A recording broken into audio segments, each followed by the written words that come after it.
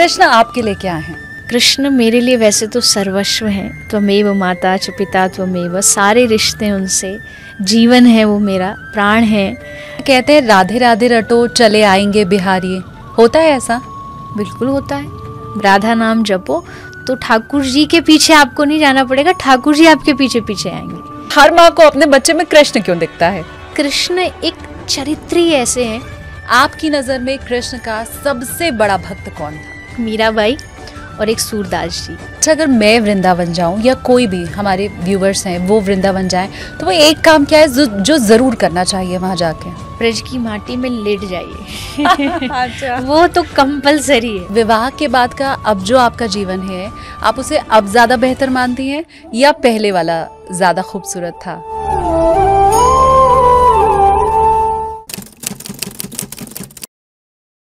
नमस्ते एवरीवन, अपनी कुर्सी की पेटी बांध लीजिए क्योंकि आप देखना शुरू कर चुके हैं take off with SKT. SKT यानी कि मैं शालिनी कपूर तिवारी। आज का सफर सुकून भरा रहने वाला है, शांति भरा रहने वाला है, भगवत प्राप्ति का रास्ता रहने वाला है। आज के सफर में टर्बुलेंस आने की संभावना मुझे बहुत कम दिखाई देती है क्योंकि जो गेस्ट आज हमारे साथ हैं वो मीठी आवाज में, प्यार भरे अंदाज में कथा तो सुनाती ही हैं, भगवत प्राप्ति का रास्ता भी आपको बताती हैं। तो चलिए मिल करके स्वागत करते हैं हम सभी कथावाचक देवी चित्रलेखा का।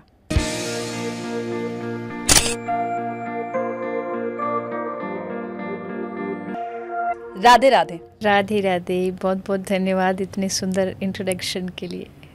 मुझे लगता है हम में से हर कोई ये महसूस करता है कि आपके चेहरे पर और जब आप कथा कहती हैं या कोई भी बात कहती हैं तो उसमें एक अलग सौम्यता रहती है और बड़ा सुकून मिलता है उन बातों को सुनकर। जी बहुत बहुत धन्यवाद। एंड आई थिंक अगर ऐसा आपको या लोगों को लगता है तो ये आध्यात्मिकता का ही असर है, और ये जो भी आध्यात्मिक होगा वो शायद इसी तरीके का होता होगा या आध्यात्मिकता उसको ऐसा बना देती है। अच्छा, मैं जीवन के गुण रहस्यों को आपसे समझूं, प्रभु के बारे में आपसे बात करूं, उसके पहले थोड़ा पहले आपके बारे में मैं बात करूंगी। जितनी तस्वीर आपकी देखी, जितनी फ़ोटो आपकी देखी, उसमें मुझे ये माथे का तिलक ज़रूर दिखाई दिया। अच्छा, हम महिलाएं जब घर में पूजा पाठ हम लोग करते हैं तो हम तो एक वो लाल टीका लगा लेते हैं, तो ये विशेष तिलक है क्या, और क्या इसका भी कोई महात्म्य है या इससे भी कोई शक्ति मिलती है क्या? जी बिल्कुल, ये हमारी पहचान है, हमारे गुरु की पहचान है। ये तिलक गुरु परंपरा से मिलता है, गुरु देते हैं। हम जो घर पे लगाते हैं या हम जो श्रृंगार करते हैं वो आई थिंक सांसारिक होता है, संसार को लुभाने के लिए होता है, पर ये माथे का जो तिलक होता है ये भगवान को प्रसन्न करने के लिए होता है। तो ये कोई सिंबल नहीं है, ये जस्ट एक कोई फैशन के लिए नहीं है, दिखावे के लिए नहीं है। ये सच में भगवान के चरण होते हैं जो हमारे माथे पे होते हैं, और ये हमें बहुत पावर देते हैं, स्ट्रेंथ देते हैं। और ये हर एक भक्त, जो भी भक्त होगा, जो भी आध्यात्मिक व्यक्ति होगा, आपको उसके माथे पर ये ज़रूर दिखेगा ही दिखेगा। चंदन, तिलक, ये वैष्णवों की पहचान है, और इससे वो मानते हैं कि इससे हमको भगवान की कृपा मिलती है। या फिर ये कह लीजिए, माथे पर तिलक होने वाले इंसान को अगर आप सड़क पर भी देखोगे और आप जानते भी नहीं हो उनको, फिर भी आप देख के समझ जाओगे कि ये भगवान से जुड़ा हुआ है। तो हमारे लिए एक बहुत ही सहूलियत भी होती है कि हमको बताना नहीं पड़ता, कोई गलत काम के लिए हमसे पूछता नहीं है कि भाई आप क्लब जाओगे या आप ये करोगे, क्योंकि उसे पता नहीं, ये तो भगवान जी वाला है। ये तो आध्यात्मिक है। बहुत सारे इसके फ़ायदे हैं, और जो भी जिनके भी गुरु होते हैं, गुरु ये देते हैं, और ये गुरु होने के बाद, बनाने के बाद आपको लगाना पड़ता है। अलग अलग संप्रदाय के हिसाब से सबका अलग अलग होता है।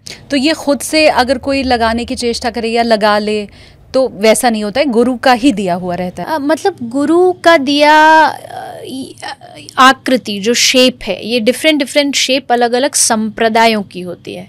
तो जो गुरु आपके जिस संप्रदाय को फॉलो करते हैं, उसके जब आप शिष्य बन जाते तो आपको फिर उसी का अलग अलग तिलक है, सबका अलग अलग है। अगर आप गौड़िया हैं, आप निम्बार की हैं, आप अलग अलग संप्रदाय के तिलक होते हैं। और मैंने बार बार कहा, यही हमारी सनातन धर्म की पहचान है कि यहाँ आपको माथे का तिलक बता देता है कि आप कौन से संप्रदाय के हो। आपको पूछना भी नहीं पड़ेगा। अगर आप नॉलेज रखते हैं अध्यात्म की तो आपको पता लग जाएगा, अच्छा ये तो गौड़िया वाला है, ये तो निम्बार्की है, ये तो वल्लभाचार्य है। तो इससे हमारे गुरु परंपरा की पहचान होती है। अच्छा, फिर ये कंठी माला का क्या रहस्य है? क्योंकि हमारे घर में भी तुलसी की जो माला है मेरी माताजी धारण करती हैं, मेरी दादी पहनती थी। फिर उसके पीछे का बड़ा कठिन तप भी रहता है। वो प्याज लहसुन का खाना नहीं खाती हैं, वो सुबह समय पर उठती हैं, बिना नहाए कुछ नहीं खाती हैं। तो ये अगर धारण किया, क्योंकि आजकल बहुत सी चीज़ें फैशन में भी हो रही हैं, तो क्या उतना व्रत नियम धर्म करना ज़रूरी होता है? नहीं, ऐसा नहीं है। बहुत सारे लोग इसी डर के कारण नहीं पहनते हैं। एक्सट्रीम लेवल पे कुछ गलत नहीं कर सकते आप। लाइक बहुत कोई नशा या कोई बहुत नॉन वेज खाता है तो उसको फिर इससे बचना चाहिए। अदरवाइज़ अगर आप प्याज लहसुन खा रहे हो या थोड़ा बहुत कोई ऐसी चीज़ है तो आप उसके डर से अगर तुलसी नहीं पहन रहे हो तो ये आई थिंक लॉस होगा हमारा। क्योंकि तुलसी जो होती है ना, ये इसमें बहुत पावर होती है। तुलसी का साइंटिफिक रीज़न से भी और आध्यात्मिक रीज़न भी है कि इसका मतलब है कि आप अकेले नहीं हो दुनिया में, भगवान को आप समर्पित हो चुके हो। ये पहचान है आपकी कि आप भगवान के बन गए हो, बंधन हो चुका है आपका भगवान के साथ। क्योंकि जब शादी होती है लड़का लड़की की तो भी एक बंधन बांधा जाता है 7 जन्मों का। तो हमारा और भगवान का तो जन्मों जन्मों का बंधन है। तो ये उसी प्रकार से बांधी जाती है। हाँ, अगर आप प्याज लहसुन नहीं खाएंगे तो ज़्यादा अच्छा रहेगा। बट आप नहीं भी छोड़ पा रहे तो भी उस कंडीशन में भी आप तुलसी माला धारण कर सकते हैं। और ज़्यादा डरना नहीं चाहिए नियमों से कि ये करना पड़ेगा, वो नहीं। आप ये पहनिए, आप धारण करिए। कोई थोड़ी बहुत हमें कमी होंगी भी तो तुलसी महारानी अपने आप उन कमियों को हमसे दूर कर देंगी। क्या बात है, बहुत शानदार। अच्छा, जैसा मैंने शुरू में ही कहा कि पहले थोड़ा आपके बारे में जान लेते हैं। आपके बाल बड़े खूबसूरत हैं, ये तो मेरी तरफ से आप कॉम्प्लीमेंट ले लीजिए। थैंक यू जी, धन्यवाद। और आज के समय में जब लड़कियां, खास करके लड़के भी हेयर केयर के इतने प्रोडक्ट इस्तेमाल कर रहे हैं और बावजूद इसके कोई रिजल्ट नहीं मिल रहा है, डॉक्टर के चक्कर काट रहे हैं, आज ये शैम्पू कल वो प्रोडक्ट, तो ये इसके पीछे का क्या रहस्य है? आपका जो हेयर केयर है वो व्यूवर्स को आप बताइए। मेरा हेयर केयर मुझे ही नहीं पता। मुझे जो जब अवेलेबल मिल जाए मैं वो यूज़ करती हूँ। कोई ऐसा पर्टिकुलर चीज़ नहीं है, शैम्पू नहीं है, कुछ ऐसा नहीं है। हाँ, एक चीज़ है, मैं लोग कहते हैं या पुराने ज़माने से कहते हैं भाई ऑयल लगाना चाहिए। मुझे ऑयल लगाए हुए ही पता नहीं कितने सालों हो गए। अरे कभी एक डॉक्टर को ही मिली थी, उन्होंने सजेस्ट किया था ऐसा कि नहीं लगाना चाहिए, बस वो मेरे दिमाग में आया और मैंने वो बंद कर दिया। अच्छा। बट मुझे लगता है जेनेटिक है। मेरी मदर के भी अच्छे बाल हैं तो फिर मेरे भी ऑटोमेटिकली हो गए। तो ऐसा कोई ऐसा ना सोचे। बहुत लोग मुझे क्वेश्चन करते हैं, इवन कथा में कई लड़की आती है बड़ी सीरियसली, आपको क्वेश्चन, मुझे लगता है कोई जीवन से जुड़ा पूछेगी तो पूछते बाल कैसे बढ़ते हैं। तो क्लियरली बताऊं, मैं कुछ भी स्पेशल नहीं करती हूँ। आई थिंक ये अपने आप ही, हाँ, मैंने बचपन से कभी कटाए नहीं है। अच्छा। कभी भी बाल कटाए नहीं है, थोड़ा बहुत ट्रिम तो किया है बट कटाई नहीं है। तो इनकी लेंथ अपने आप बढ़ती जाती है। बट सब डिसअपॉइंट हो गए होंगे ये सुन के। मुझे तो लगा था आज कोई तो नुस्खा मिलने वाला है। होता तो शायद मैं बता देती, बट है नहीं। पर एनीवेज ये भी ऊपर वाले की मुझे लगता है कृपा ही है। हाँ। अच्छा, फिर रूटीन क्या है आपकी सुबह से लेकर रात तक? देखिए, वैसे तो मेरा routine according to situation change होता है, बिकॉज ट्रेवलिंग, फिर हर रोज़ अलग अलग कुछ ना कुछ कार्यक्रम होता है। बट कुछ रूटीन एकदम फिक्स्ड है। जैसे सुबह उठ के रूटीन यही है, सबसे पहले स्नान करो, फिर थोड़ा ठाकुर जी की पूजा, नाम जाप, क्योंकि हमारी जो परंपरा है उसमें नाम जाप का बहुत महत्व है। तो हरि नाम का जाप करना, थोड़ा चिंतन करना, लाइक जस्ट लाइक मेडिटेशन में आप कुछ एक प्रोसेस होता है। चिंतन में आप भगवान की लीलाओं का चिंतन करते हैं, ब्रज की लीलाओं का चिंतन करते हैं।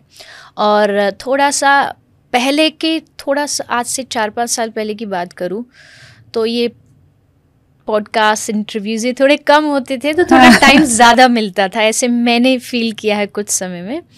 तो मेरा रूटीन था कि सुबह उठ के मुझे रियाज़ करना है। अब थोड़ा कभी होता है टाइम, कभी नहीं होता।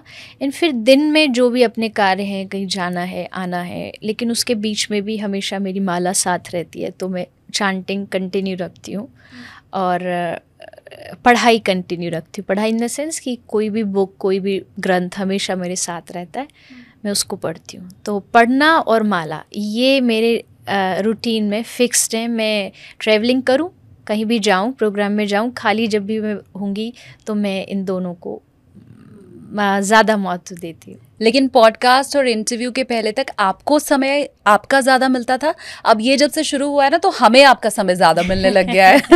जी। तो आपका ये नुकसान भले हो, बट ये मतलब हम सारे लोगों का ये बड़ा फ़ायदा हो गया है इससे। हाँ, नहीं बिल्कुल, बहुत सारे लोग मिलते हैं, बोलते हैं। हम शायद कथा में नहीं आ पाते, बट एटलीस्ट इन वीडियोस के माध्यम से, पॉडकास्ट से बहुत कुछ सीखते हैं। यंगस्टर के पास कुछ समय कम है, कुछ इंटरेस्ट कम है कि वो कथाओं में जाएं, तो ये एक छोटा सा 1 घंटे का टाइम निकाल के वो कैसे सुनते हैं, और आई थिंक बहुत लाइफ चेंज होती है लोगों की। तो हाँ, हमारा जीवन भगवान ने शायद इसलिए दिया था कि तुमको लोगों को देना है कुछ, तो किसी भी माध्यम से, चाहे वो इंटरव्यू, पॉडकास्ट हो, कथा हो, सबके माध्यम से। अच्छा, ये बताइए, जैसे आपने कहा कि आप रोज़ सुबह जाप करती हैं, भगवान के नाम का ध्यान करती हैं, फिर यंगस्टर की बात भी आपने की, तो अगर और ऐसा कहते भी हैं कि कलयुग में सिर्फ प्रभु के नाम के जाप से ही आपको मुक्ति मिल जाएगी, भगवान को प्राप्त करना कलयुग में सबसे आसान है। तो अगर प्रभु के नाम के जाप से मुझे मुक्ति मिल सकती है, तो ये पूजा पाठ, दिया बत्ती, धूपबत्ती और ये जो पूरा आडंबर है, क्या वो ज़रूरी है, या सिर्फ भगवान का जाप कर लिया हो गया नाम जाप? पहली चीज़ तो आई डोंट थिंक सो इसको हम आडंबर बोल सकते हैं, क्योंकि ये भगवान के लिए किया जा रहा है। अगर ये होता, शायद अगर कोई पूजा पाठ कर रहा है अपनी इच्छा पूर्ति के लिए, तो मैं शायद कहती कि ये सब नाटक है। लेकिन अगर आपकी पूजा का उद्देश्य ये है कि मुझे इस पूजा के थ्रू भगवान तक जाना है। पूजा क्या है? पूजा इज़ लाइक कि मेरा बच्चा है, मैं उसको टाइम टू टाइम खाना खिलाती हूँ। मेरा इन लॉज़ हैं, मेरे पेरेंट्स हैं, घर में मेरी ड्यूटीज़ हैं, मैं उनसे बात करूँगी। कहीं जा रहे हैं, खुद के लिए कपड़े लाए, उनके लिए गिफ्ट्स लाए। पूजा भी वही है। पूजा क्या है? भगवान मेरे घर का एक मेंबर है। मैं सुबह उठूँगी तो उनसे बात करूँगी। मैं उनको मूर्ति है इसलिए शायद वो खुद ना कर सके, तो मैं करूँगी। जैसे एक छोटा बच्चा होता है, उनको स्नान करा दिया, उनको कपड़े चेंज कर दिए। तो पूजा, मुझे लगता है, भगवान से एक रिश्ता होता है, एक संबंध होता है कि आप उनसे बातें करें, उनके साथ बैठें, उनको खाना खिलाएं। खुद खा रहे हो उससे पहले उनको पूछो, आप भी खाएंगे? ये पूजा आपके रिश्ते को भगवान से मजबूत करती है। दूसरा, आपने पूछा क्या केवल नाम जप करेंगे तो हो जाएगा? बिल्कुल हो जाएगा। कल्याण केवल भगवान के नाम जप से हो सकता है, बट आपको उतना नाम जप करना पड़ेगा। उतना नाम जप आई डोंट थिंक सो कि कोई करता है। अगर आपके पास नाम जप है कि हाँ, मैं तो भगवान का इतना नाम हर रोज़ लेती हूँ, तो अगर आप पूजा नहीं भी करोगे, भगवान को स्वीकार है। कितने ऐसे इतिहास में भक्त हुए जिन्होंने केवल नाम जप से भगवान को पाया। लेकिन फिर उसमें पूरा देना पड़ेगा। ये नहीं कि आपने दिन में एक बार नाम लिया और बोले हाँ मैंने तो किया, कुछ भी नहीं हो रहा। ऐसे नहीं होता। ऐसे ऐसे भक्त हुए जो एक दिन में 3-3, 4-4 लाख भगवान का नाम जाप करते हैं। तो वो नाम जप वाला लेवल होगा तो ऑफकोर्स ना आपको कुछ भी करना नहीं पड़ेगा। आप बस नाम जप करो, केवल भगवान का माला ले रहे हो, नाम जाप कर रहे हो, तो उससे आपका कल्याण हो सकता है। कठिन तपस्या है, मतलब कठिन भी है, आसान भी है। नाम जप थोड़ा आसान है कंपेयर टू दूसरे जितने भी साधन हैं। लाइक पूजा थोड़ी सी टफ है, क्योंकि उसके लिए स्पेशली आपको टाइम देना पड़ता है। नाम जाप ऐसा है कि अभी हम पॉडकास्ट करते करते भी नाम जाप कर सकते हैं, क्योंकि जब आप क्वेश्चन कर रहे हो तब मैं अपने भीतर नाम जाप कर सकती हूँ, जब मैं आंसर दे रही हूँ आप अपने मन में नाम जाप कर। स्पेशल जगह, स्पेशल टाइम, ये सब नहीं चाहिए होता आपको, आप कहीं भी कर सकते हो। तो देखो, तो आसान भी बहुत है अगर रूटीन में आ गया तो, और नहीं आया तो टफ भी बहुत है। कृष्ण आपके लिए क्या है? कृष्ण मेरे लिए वैसे तो सर्वस्व हैं। त्वमेव माता च पिता त्वमेव, सारे रिश्ते उनसे, जीवन है वो, मेरा प्राण है। लगता है कि इस संसार में जो भी लोग घूम रहे हैं उनकी कृपा से ही हो रहा है। मैं जो बोल रही हूँ वो उनकी कृपा से हो रहा है। और बचपन से ही गुरु, माता पिता, आसपास के संत, सबके माध्यम से मेरे कानों में, मेरे जीवन में बस कृष्ण नाम ही गया है। जन्म से लेकर के आज तक जहाँ जाती हूँ मैं तो कहती हूँ हम कथावाचक कितने भाग्यशाली हैं। हम किसी की शादी में चले जाएं तो लोग कहते हैं कृष्ण भजन सुनाओ। हम किसी के मरण में भी पहुंच जाए तो भी हमको माइक दे दिया जाता है कि कृष्ण के बारे में बताओ। तो हम जहाँ जाएंगे दुनिया में हम कृष्ण की ही बातें करेंगे। तो कृष्ण आई थिंक एक वो सत्ता है, एक वो पावर है जिससे ये सारी दुनिया चल रही है, जिससे प्रकृति, ये नेचर चल रहा है। कृष्ण वो है जो जीवन का मूल है, आधार है, रूट है। और जब आप जब रूट में पानी देते हो ना तो अपने आप ब्रांचेस, सारे फूल, फल सब उस पे लगता है। तो मेरे लिए अगर कृष्ण खुश है तो सारी दुनिया खुश है, और सारी दुनिया खुश है और कृष्ण नहीं है मेरे पास तो कुछ भी नहीं। तो आरंभ भी मेरे लिए भगवान हैं और मध्य भी वही है और अंत भी वही है। अक्सर कई बार लोग मुझसे पूछते हैं, इसको कोई अदरवाइज ना ले, मुझे कोई भगवान में कैटेगराइज नहीं करना, सबका अपना अपना भाव होता है। बट एक होता है ना कि कोई आपके दिल को भा जाता है, आपके दिल को पकड़ लेता है, कोई भी हो सकता है। तो मेरे मन में कृष्ण ने वो जगह है, श्री राधा रानी और कृष्ण दोनों की वो जगह है कि अगर मुझे कोई कहेगा 5 मिनट, 1 घंटे, 2 घंटे राम भगवान की कथा सुनाओ, शंकर भगवान की कथा सुनाओ, तो मैं सुनाऊंगी। लेकिन वो सुनाते सुनाते कब उसमें कृष्ण एंटर हो जाएगा मुझे भी नहीं पता लगेगा। मैं सुना रही हूँ राम कथा और उस राम कथा में कृष्ण कथा ऑटोमेटिकली आ जाएगी कहीं ना कहीं से। तो मुझे लगता है कि कृष्ण एक ऐसे भगवान है जिनको आपको मन देना नहीं पड़ता, वो मन चुरा लेते हैं। इसलिए उनको दुनिया में सबसे बड़ा चोर कहा गया है, चोराग्र गण्यम पुरुषम नमामि। तो आई थिंक मेरे लिए वो सर्वस्व है। अच्छा, कहते हैं राधे राधे रटो चले आएंगे बिहारी, होता है ऐसा? बिल्कुल होता है। भगवान श्री कृष्ण ने खुद कहा है कि जो राधा नाम लेता, मैं उसके पीछे पीछे उसके चरण धूलि को लेने के लिए चलता हूँ, क्योंकि राधा नाम मुझे प्यारा है। जैसे आप कहीं भी दुनिया में मीठा रख दो, चींटी उसका पता खोज ही लेती है, उसकी खुशबू, उसकी टेस्ट, उसका स्वाद। तो राधा नाम भी वैसा है। आप जहाँ राधा बोलोगे, दुनिया ब्रह्मांड में कृष्ण कहीं होंगे, उनकी नज़र उस आदमी पर ज़रूर पड़ेगी जो उनकी राधा रानी का, श्री जी का नाम ले रहा होता है। तो ये बात बिल्कुल सच्ची है। और हम ब्रजवासी तो एकदम गला चिल्ला चिल्ला के कहते हैं कि भैया राधा राधा जपो, राधा नाम जपो, तो ठाकुर जी के पीछे आपको नहीं जाना पड़ेगा, ठाकुर जी आपके पीछे पीछे आएंगे, क्योंकि उनको प्रिय है राधा नाम।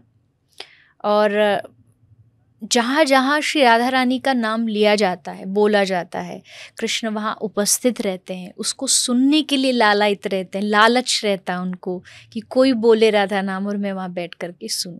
क्या ये इसलिए भी क्योंकि हमारी संस्कृति में महिलाओं का स्थान ज़्यादा ऊपर है? बिल्कुल, वो तो है ही है कि माताओं का, महिलाओं का, देवी हमेशा नाम आगे आता है, कोई भी भगवान हो। लेकिन मेरे विचार से राधा रानी की तुलना मैं किसी महिला से नहीं करूँगी, क्योंकि राधा रानी हमारे लिए कोई स्त्री नहीं है, कोई महिला लेडीज़ फॉर्म नहीं है कि भाई आप उसको जेंडर वाइज कर सकते हो। हमारे लिए राधा रानी हमारी इष्ट है, हमारी आराध्य है। और शास्त्रों में हमने जाना है, ब्रज के संतों से जाना है कि राधा रानी के नाम की क्या महिमा है। इसलिए हम कृष्ण से ज़्यादा राधा रानी को महत्व देते हैं, क्योंकि हमें पता है कि हैं कृष्ण भगवान। अब हम भगवान की प्रसन्नता किस में है, उनकी खुशी किस में, उसका ध्यान रखेंगे। तो कृष्ण की खुशी कृष्ण नाम लेने में नहीं है, राधा नाम सुनने में, तो हम उनको राधा नाम सुनाएंगे। और अगर राधा रानी को खुश करना है तो उनको कृष्ण नाम सुनाना पड़ेगा, वो तब खुश होंगी। और यही दोनों का प्रेम है। उन दोनों का प्रेम आज तक भी, जब भी कोई प्रेम की बात आती है, पहला नाम राधा कृष्ण आता है। उसका कारण यही है कि वो अपने सुख में सुखी नहीं है, वो जिनसे प्रेम करते हैं उनके नाम में उसको सुन कर के सुखी होते हैं। अच्छा, अगर मैं वृंदावन जाऊं या कोई भी हमारे व्यूवर्स हैं वो वृंदावन जाएं, तो वो एक काम क्या है जो ज़रूर करना चाहिए वहाँ जाके? ब्रज की माटी में लेट जाइए। अच्छा। वो तो कंपलसरी है। हाँ, अगर अच्छा। वृंदावन गए और वृंदावन की माटी में 2-4 बार आपने ऐसे लोट-पोट के आनंद नहीं लिया तो मज़ा नहीं आएगा। वृंदावन दुनिया में अकेली ऐसी धरती है, आप कहीं और चले जाओ, वहाँ आपके कपड़ों पे कुछ थोड़ा मिट्टी लग गई, आप झाड़ोगे, अरे गंदा हो गया। हाँ। पर वृंदावन ऐसा है, आप अच्छे कपड़े पहन के जाओगे और वहाँ जा कर के वहाँ की मिट्टी में एक बार लेटना बनता है। वहाँ एक बहुत सुंदर स्थान है रमन रेती, लोग जाते हैं वहाँ, पूरा वहाँ रेत है, उनमें जा कर के सब लोट पोट लगाते हैं, क्योंकि हम मानते हैं कि वृंदावन की मिट्टी नहीं है, वो साक्षात भगवान है। अगर हमें कृष्ण नहीं मिल रहे, अगर आपने वृंदावन की माटी को अपने शरीर पे लगा लिया तो मतलब आपने कृष्ण को गले लगा लिया, राधा रानी को गले लगा लिया। तो वृंदावन की माटी को जाके ज़रूर माथे पे लगाइए और यमुना जी का जलपान करिए। बाकी सब कार्यक्रम, बाकी दर्शन वो सब बाद में है, बट ब्रज की माटी और ब्रज की यमुना जी, ये 2 तो मस्ट हैं जो सबको जाना चाहिए। बहुत सारे लोग वृंदावन जाते हैं, बड़े बड़े फेमस मंदिरों में होके आ जाते हैं, लेकिन वो कभी यमुना जी नहीं जाते, तो उनको वृंदावन का रस ही नहीं मिल पाता। वृंदावन का रस है यमुना जी का घाट हो, उस पर बैठो, थोड़ा भगवान को पुकारो, थोड़ा भगवान के लिए रो, थोड़ा उनके नाम का गान करो, कीर्तन करो, तब वृंदावन का असल रस, असल आनंद आप ले पाओगे और समझ पाओगे। बहुत शानदार। और ये जो गुप्त सूत्र आपने बताया ना कि वृंदावन जाके ये काम तो ज़रूर करना, ये मैं अब नेक्स्ट टाइम जब जाऊंगी तो मैं ज़रूर करने वाली हूँ। बिल्कुल बिल्कुल। अच्छा, भागवत कथा आप कहती हैं, और अगर मैं ये समझना चाहूँ कि उसका वो कौन सा अंश है जो आपके दिल के बहुत करीब है या जिससे हमें कुछ सीखने को मिलता है, ज़्यादा सीखने को मिलता है, तो वो कौन सा अंश होगा? मेरे लिए कुछ ऐसा कहना कि ये चीज़ ज़्यादा अच्छी है, दूसरी कम अच्छी है, वो शायद भागवत का अपमान होगा मेरे शब्दों में। लेकिन कोई भी वक्ता हो, उनका कुछ ना कुछ ऐसा टॉपिक तो होता है जो जिसको आते ही उनको खुशी मिलती है, प्रसन्नता मिलती है। भागवत जी में भगवान के 24 अवतारों का वर्णन है, कैसे नरसिंह अवतार हुआ, कैसे वामन आए, कैसे राम आए, कृष्ण कैसे आए। मैं सबकी कथा कहती हूँ 7 दिन में, लेकिन 5th डे होता है कथा का। कथा भागवत 7 days की होती है। 5वें दिन से पूरी कृष्ण कथा शुरू हो जाती है, मतलब कृष्ण का जन्म 4थे दिन हो जाता है और फिर 5वें दिन से कृष्ण की बाल लीलाएं, फिर आगे श्री राधा रानी की लीलाएं। वैसे मेरा तो ये हाल है कि मैं तो पहले दिन से ही शुरू कर देती हूँ। रास की कथा आनी होती है 6th डे, मेरा मन किया तो मैं पहले दिन ही रास शुरू कर देती हूँ। हाँ। क्योंकि मुझे वो आनंद आता है भगवान की लीलाओं में। तो भागवत का 10वां स्कंद, भागवत में 12 स्कंद है, भागवत का जो 10वां स्कंद है वो पूरा कृष्ण लीलाओं पर है। उसमें पहले बाल लीला, फिर भगवान की जो बाकी माधुर्य लीला है गोपियों के साथ, श्री राधा रानी का डायरेक्टली तो नहीं वर्णन है, बट कहीं कहीं जो वर्णन है तो वो, और उसके अलावा भी कुछ और जो ग्रंथ मैंने भागवत की जो टीकाएं हैं, इंटरप्रिटेशंस हैं, उनमें जो पढ़ा है श्री राधा रानी की लीलाएं, वो मुझे बोलने में, महारास की कथा बोलने में, और शायद आपने कभी सुना हो भागवत का एक प्रसंग है गोपी गीत, जो गोपियाँ जब श्री कृष्ण रास में चले गए थे तब उनके लिए गाती हैं। तो ये 19 श्लोकों का एक गीत है पूरा। भागवत के सारे गीत बहुत अच्छे हैं वैसे तो। एक भ्रमर गीत है, एक वेणु गीत है जो बांसुरी गाती है भगवान के लिए, एक गोपी गीत है। तो ये सारे गीत मुझे बहुत पसंद है, या इन पर जब मैं व्याख्या देती हूँ, कई कथाएं तो ऐसी भी होती हैं जहाँ 4 दिन, 3 दिन, 7 दिन गोपी गीत पे ही कथा होती है। तो ये मेरे को जो प्रेम से जुड़ी चीज़ें हैं ना, वो सब मुझे बोलना, कहना और लोग को समझाना पसंद है, क्योंकि लोगों ने ना भगवान को एक ऐसा बना दिया है कि मैं किसी से नहीं डरता, मैं भगवान से डरता हूँ। मैं कहती हूँ भगवान कोई भूत थोड़ी है जो तुम उनसे डरोगे। हाँ। डरना है तो भूत प्रेतों से डरो, भगवान से क्यों डरते हो तुम? भगवान डरने के लिए नहीं, भगवान तो प्रेम करने के लिए है। लोग आजकल पूजा पाठ तो कर रहे हैं लेकिन लोगों को भगवान से प्यार नहीं। मुझे वो लोगों के भीतर प्यार को जागृत करना है। मुझे लोगों को ये बताने में, समझाने में बहुत रुचि है कि लोग ये जाने कि जिस आरती करना आपका काम नहीं है, आपका भगवान से एक रिश्ता है, आपका भगवान से एक संबंध है। उसको पहचानो, उसको निभाओ। कहीं भी रह रहे हो दुनिया में, ये याद रखो कि भगवान तुम्हारे साथ है, वो तुम्हारे साथ साथ चल रहा है, तुम्हें हमेशा देख रहा है। तो कोई भी माधुर्य की, प्रेम की और भक्ति की बात होती है तो वो मुझे हमेशा बोलने में, कहने में बहुत रुचि होती है। और मैंने शुरू में इसलिए कहा भी था कि आप बहुत शांति से, बहुत सुकून के साथ, वो जिस प्रेम की आप बात कर रही है ना, वो आपके चेहरे पे दिखाई देता है, वो छवि में आपके दिखाई देता है हमें। जी। अच्छा, भजन आपका सबसे दिल के करीब कौन सा है, और अगर आप 2 लाइन उसकी हमें सुना पाएं? सबसे करीब वालों की तो लिस्ट लंबी है। अच्छा। क्योंकि आप एक नहीं चूज कर पाते हो कैसे भी, बट बहुत सारे करीब है। उनमें से एक है जो अभी हम टॉपिक पे ही बात कर रहे थे, कि मुझे लगता है मैं ऐसा क्या बोलूं, लोगों को क्या समझाऊं कि उनके मन में भगवान के प्रति रिश्ता जाग जाए। तो उसके लिए एक भजन है जो मैं अक्सर गाती हूँ, बोलती हूँ कथा में। हरि का भजन करो, हरि है हमारा। हरि का भजन करो, हरि है हमारा। हरि के भजन बिना, प्रभु के भजन बिना नहीं है गुजारा। हरि का भजन करो, हरि है तुम्हारा। बहुत शानदार चित्रलेखा जी, कानों में मिश्री घुल गई ऐसा लगा मुझे। ये क्या संगीत की भी कुछ दीक्षा ली है आपने? हाँ जी, मैं थोड़ा थोड़ा अभी भी सीखती हूँ। शुरुआती जब कथा शुरू की तब तो ऐसे ही, जब जहाँ से जो मिल गया गा दिया, बोल दिया। बट फिर धीरे धीरे मैंने संगीत की, स्कूल में जो म्यूज़िक टीचर थे उनसे सीखा, फिर कुछ और क्लासिकल कुछ थे। क्योंकि मुझे, मेरे जीवन की एक परेशानी भी कह लीजिए, आशीर्वाद भी कह लीजिए, मुझे कभी भी कोई चीज़ एक प्रॉपर सीखने का टाइम नहीं मिला। क्योंकि एक बचपन आपका ऐसा टाइम होता है जब आप सीखते हैं, बट उस समय तक मेरा सब कुछ शुरू हो चुका था।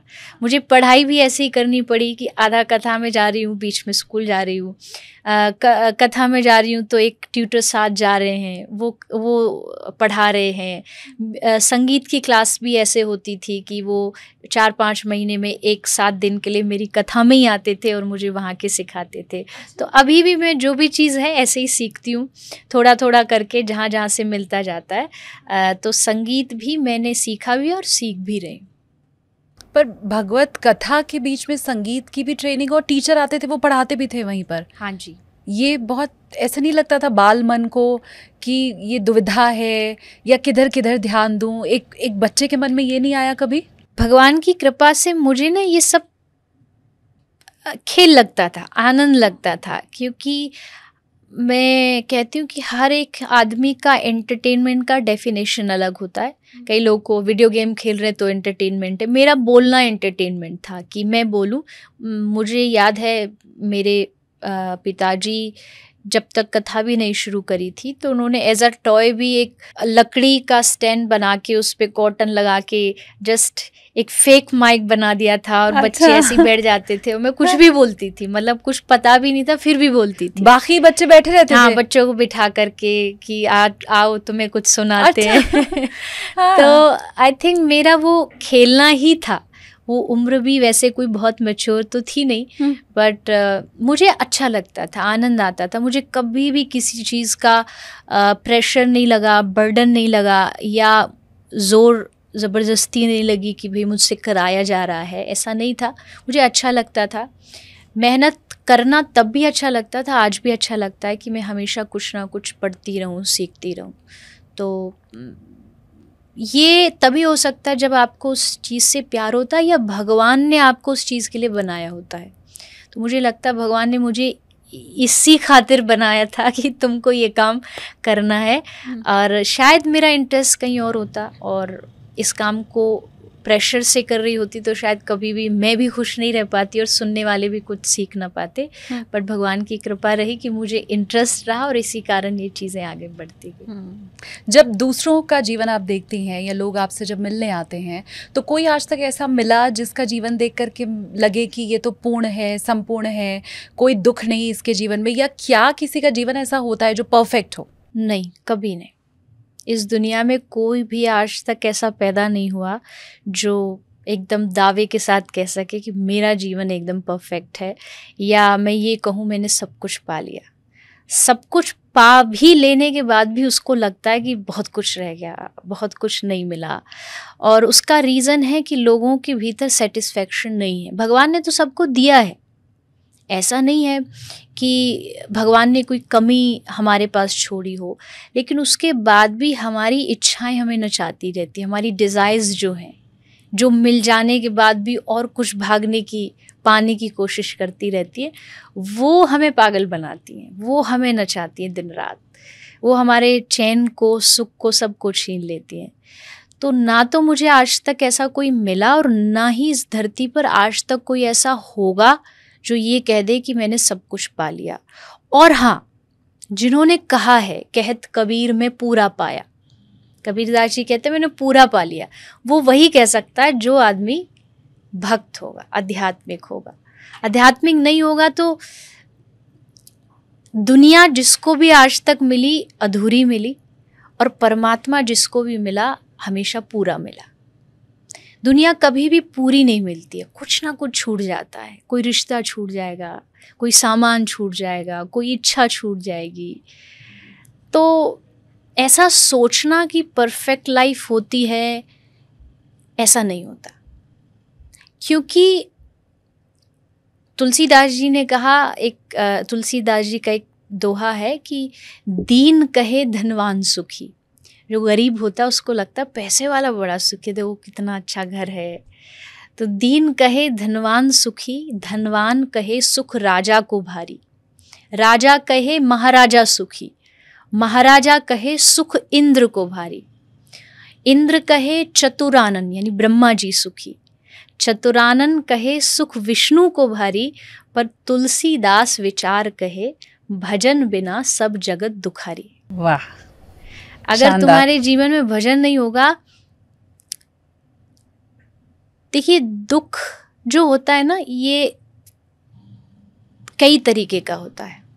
एक होता अभाव का दुख, एक होता प्रभाव का दुख, और एक होता स्वभाव का दुख। अभाव माने कोई कमी है हमारे पास, उसका दुख है, वो समझ भी आता है कि भाई इसके पास नहीं है इसलिए बड़ा दुखी है, पैसा नहीं, रोटी नहीं है खाने को। एक होता प्रभाव का दुख, उसका प्रभाव देख करके उसके जैसा होना चाहिए। और तीसरा है स्वभाव का दुख, और आजकल की जो लोग हैं वो तीसरे वाले से ज़्यादा दुखी हैं, स्वभाव से दुखी हैं। मतलब उनका कोई दुखी होने का रीज़न नहीं है, बस वो दुखी होना चाहते हैं। उन्होंने अपनी लाइफस्टाइल को ऐसा बना लिया है कि वो कहीं ना कहीं से दुख खोज लेते हैं, निकाल लेते हैं, अच्छी चीज़ों में भी दुख निकाल लेंगे। तो ये स्वभाव के दुखी बहुत लोग घूम रहे हैं आजकल। रेड लाइट पर अगर ज़रा सा 1 सेकंड आप नई गाड़ी बढ़ाओगे तो पीछे से हॉर्न मारते ये कोई स्वभाव के दुखी है, क्योंकि उनको हर जगह कहीं ना कहीं परेशानियां नज़र आ ही जाती हैं। तो मुझे ऐसा लगता है दुख और सुख ये हमारी अपनी निजात होती है, हम खुद क्रिएट करते हैं। और भगवान ने जो दिया, अगर आप उसमें पूर्ण रूप से सुखी हैं तभी आपकी लाइफ परफेक्ट है, अदरवाइज तो सबको कुछ ना कुछ छूट ही जाता है। ये दूसरों का सुख देखकर जो दुखी होने वाले होते हैं वो किस कैटेगरी वाले हैं? प्रभाव से, दूसरों के इन्फ्लुएंस से, दूसरों के प्रभाव को देख के दुखी हो रहे हैं। हाँ। उसके पास इतना क्यों है, मुझे भगवान ने क्यों नहीं दिया, और दिया है भगवान ने, पर वही वाली बात है कि मिला तो बहुत कुछ है हमको जीवन में, लेकिन नज़र उसी पर जाती है जो हासिल ना हो। मिलने में भगवान ने कोई कमी नहीं छोड़ी, और भगवान कहते हैं कि मैंने सारी दुनिया का पेट भरने की जिम्मेदारी ली है, पेटियां भरने की जिम्मेदारी नहीं ली। पेट तो मैं भर दूंगा, अब तुमको चाहिए कितना भी मिलने के बाद, नहीं मुझे ये चाहिए, मुझे वो चाहिए, तो उसकी थोड़ी ना मैंने जिम्मेदारी। और फिर पेटियां बड़ी भी तो होती जाती है। पेटियां भी बड़ी होती जाती है। आज भगवान ने 2 व्हीलर दे दिया, 4 व्हीलर में भी फिर नई नई रोज इच्छाएं, आज ये मॉडल आ गया, आज वो आ गया। तो अब कहाँ से दुख आ रहा है? मुझे ऐसा लगता है कि दुख ना कोई, चलो हेल्थ वाइज कोई दुखी है, समझ आता है कि भाई ठीक है, पेन हो रहा है, परेशान है, बट इच्छाओं का दुख तो हम खुद ही पालते हैं। मतलब दुख कोई प्रोडक्ट नहीं है, प्रोडक्ट होता तो कोई उसको पैकेट में रैप करके दूसरों को सबसे पहले गिफ्ट करता है कि तू ले, ठीक बात, अपने पास रख। हाँ। तो इसका मतलब है उसका क्रिएशन दुख का हम खुद ही करते हैं, अपनी सोच से करते हैं, दूसरों के सुख को देख के करते हैं कि भाई इसके पास इतना क्यों है, मेरे पास क्यों नहीं है। रहने के लिए आदमी को एक कमरा भी काफ़ी होता है, लेकिन जब वो दूसरे का बड़ा घर देखता है तब उसको वो छोटा घर अच्छा नहीं लगता, तब उसे लगता है नहीं इतना बड़ा होना चाहिए। तो ये लोगों की भी संख्या बहुत है, और आई थिंक ये ह्यूमन नेचर भी है। इसको बदला जा सकता है केवल भक्ति से और आध्यात्मिकता से। और भक्ति और आध्यात्मिकता की राह पर जो चल रहा है, मैं तो सीधा आपका ही उदाहरण लेकर अगर पूछूं तो क्या प्रभु उससे दुखी या नाराज होते हैं? भक्त से नाराजगी होती है भगवान की? नाराजगी होती है, लेकिन वैसी ही होती है जैसे डांटने के लिए कभी कभी माँ बाप नाराज़ हो जाते हैं, टीचर्स नाराज़ हो जाते हैं, लेकिन उसका कभी अहित नहीं चाहते, जस्ट उसकी भलाई के लिए कि भाई ये अच्छा करे इसलिए। तो भगवान ऐसे नाराज़ नहीं हो सकते। हम जितने पाप करते हैं ना, अगर भगवान नाराज़ होने पे आए तो हम जैसे लोग तो कभी भगवान तक पहुँच ही नहीं पाएंगे। इतने गलत काम हम करते हैं, इतनी गलत सोच हम रखते हैं, भगवान फिर भी माफ़ कर देते हैं। एक कहावत है ना कि मैं रोज़ गुनाह करता हूँ और तू मुझे रोज़ बख्श देता है, क्योंकि मैं आदत से मजबूर हूँ और तू रहमत से मशहूर है। तो हम गुनाह करते नहीं थकते और वो उनको माफ़ करते हुए नहीं थकते।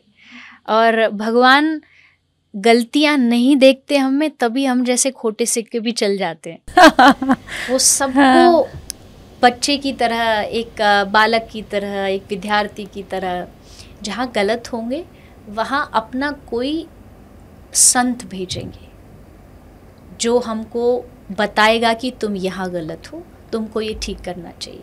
अगर आपका कोई गुरु है, कोई संत है, वो अगर आपको करेक्ट कर रहे हैं कहीं किसी जगह पे कि नहीं ये तू गलत करा, इट मीन्स भगवान उनको प्रेरणा दे रहे हैं, उनके माध्यम से आपको ठीक कराने की कोशिश कर रहे हैं। उसके अलावा भगवान नाराज़ नहीं होते। जैसे मुझे लगता है देवता भी बिना बात तो नाराज़ वो भी नहीं होते। जैसे लोग कहेंगे शनि नाराज़ चल रहे हैं, हाँ। शनि टेढ़ा चल रहा है, राहु टेढ़ा हाँ। चल रहा है। तो ये काम तो हम लोग का है, इंसानों का है, जो बिना बात नाराज़ हुए फिरते किसी से भी मुंह बना लिया, मुंह मोड़ लिया। देवताओं का बिना रीज़न के नाराज़गी नहीं हो सकती। उनकी नाराज़गी का कारण है आपके गलत कर्म। अगर राहु भी टेढ़ा, इसका मतलब आपके कर्म टेढ़े। शनि टेढ़ा मतलब कर्म टेढ़े हैं। और भगवान तो कभी किसी से नाराज़ होते नहीं हैं, पर जहाँ आप गलत होते हो वहाँ थोड़ा रास्ता दिखाते हैं किसी के माध्यम से। पर बहुत से लोग कुंडली देख के कह देते हैं कि राहु अनिष्ट का है या राहु की कुदृष्टि है, तो वो तो जन्म के समय ही फिर वैसी बन जाती है ना, उसमें फिर कर्म कहाँ आया कि अगर कर्म बुरा है तभी भगवान नाराज़ होंगे, या शनि की कुदृष्टि पड़ेगी, या राहु कुपित होंगे, वो तो जन्म कुंडली में पैदा होते ही बैठ गए। देखिए, पहली बात तो ये है कि ये मेरा सब्जेक्ट नहीं है। सब्जेक्ट मतलब कई लोगों को इसमें बिलीव होता है कि भाई मेरा ग्रह ऐसा है, मेरा घर। मुझे बिल्कुल भी इन सब चीज़ों में विश्वास नहीं है, क्योंकि मेरा जीवन शुरू से ही भक्ति में रहा है। तो मुझे भरोसा है बस एक, उधर ही, श्री कृष्ण पर। अब ना मुझे जन्म कुंडली से कोई मतलब है, ना किसी ग्रह से मतलब है कि ये टेढ़ा हो जाएगा, सब प्रणाम है। लेकिन किसी से भी डर नहीं है, या किसी से ऐसा नहीं है कि ये मेरा गलत अनिष्ट कर देगा। दूसरी बात जो आपने कही कि जन्म से बन जाती है, तो वो जन्म से कहाँ से बनी? जन्म पर भी अगर आप मान रहे हो कि जन्म से ही बन गई, तो वो आपके पिछले जन्म में जो आपने किया उसके हिसाब से बनी है। ऐसे तो कोई भी जन्म कुंडली नहीं बन जाती ना, कोई भी हमारा भविष्य नहीं बन जाता। हमने जो पास्ट में हम करके आए अपने पिछले लाइफ में, अकॉर्डिंग टू दैट हमारी आप इस जन्म की कुंडली बनी। मतलब आपने गलत कर दिया, अब आपके साथ ऐसा ऐसा हो सकता है, लेकिन आपके पास चांस है कि आप उसको बदल सकते हो। आप अपने विचार, व्यवहार, अपने एक्शंस, अपने कर्म, उनको चेंज करिए तो आपका भविष्य भी बदल सकता है।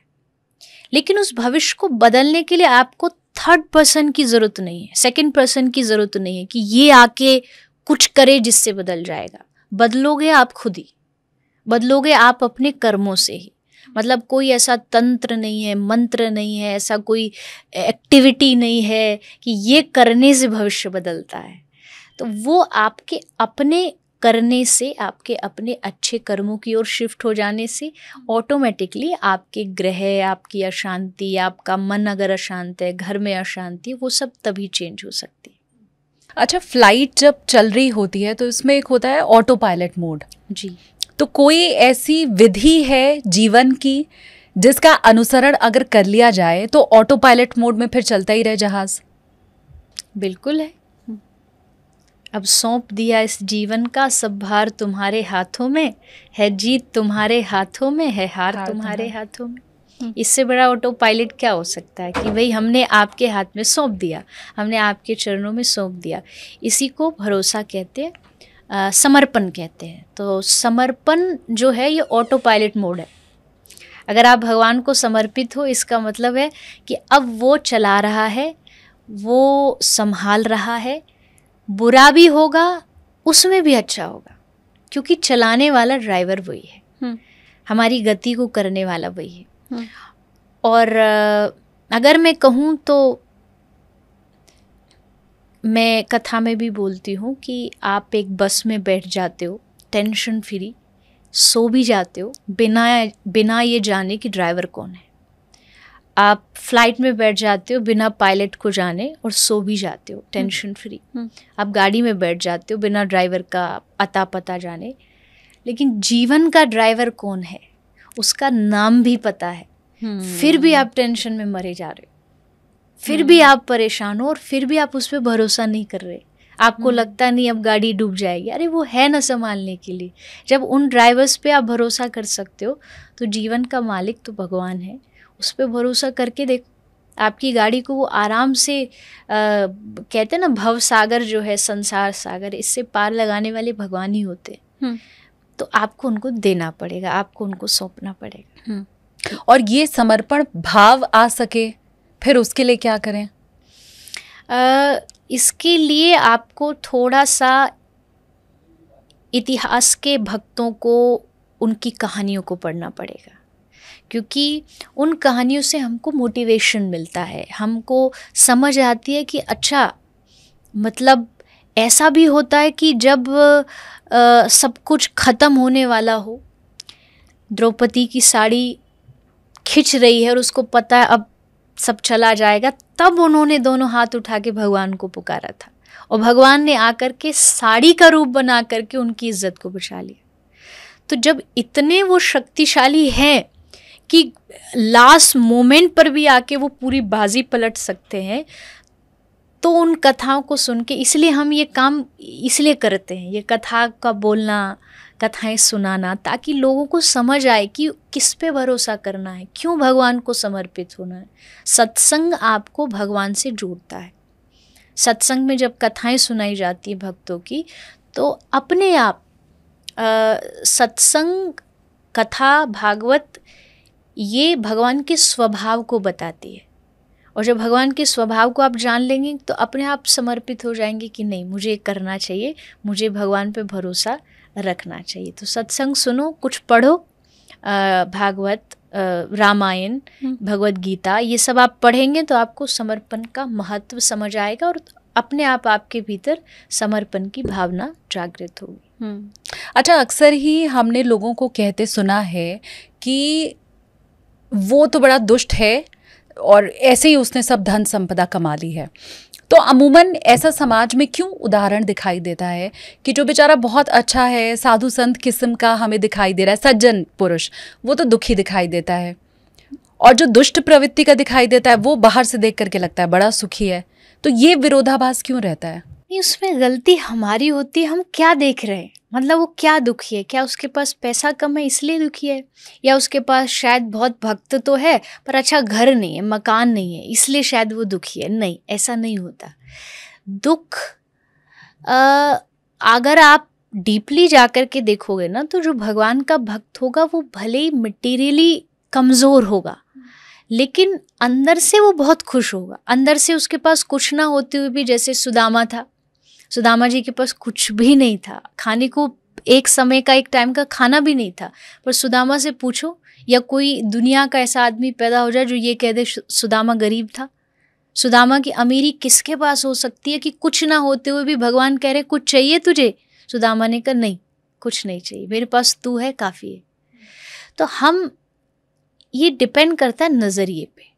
आप जो देख रहे हो कि भाई वो गलत आदमी है, गलत काम करता है, फिर भी सुखी है, फिर भी फ्लाइटेड चार्टर्ड में घूमता है और उसके पास लोग हैं, नौकर है, चाकर है, ये सब टेम्परेरी है। ये सब लग रहा है कि हाँ अभी के लिए बड़ा खुश है, बड़ा बड़ा आनंद आ रहा है इसके जीवन में। एक दिन आएगा ये सारा उसका जो बैलेंस है ख़त्म हो जाएगा, ज़ीरो हो जाएगा, और फिर वो भटकेगा दुनिया में, किसी भी रूप में भटकेगा, परेशान होगा, अंदर से दुखी होगा।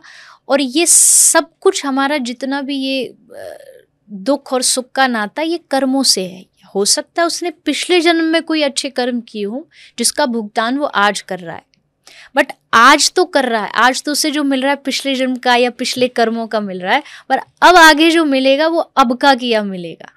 तो आप ये कभी भी नहीं सोचना, या किसी सोच से हम ऐसा मन में विचार कर लेते कि भाई गलत कर रहा है और वो सुखी हो रहा है। नहीं, या तो उसके थोड़े बहुत पिछले कर्म में भगवान उसको जल्दी जल्दी ख़त्म कर रहे हैं कि इसको दे करके इसको जल्दी से निपटाओ, इसके अच्छे कर्मों का पुण्य दो और फिर इसको असल मज़ा चखाते हैं, या इसको फिर इसके कर्मों का भुगतान करने को देंगे।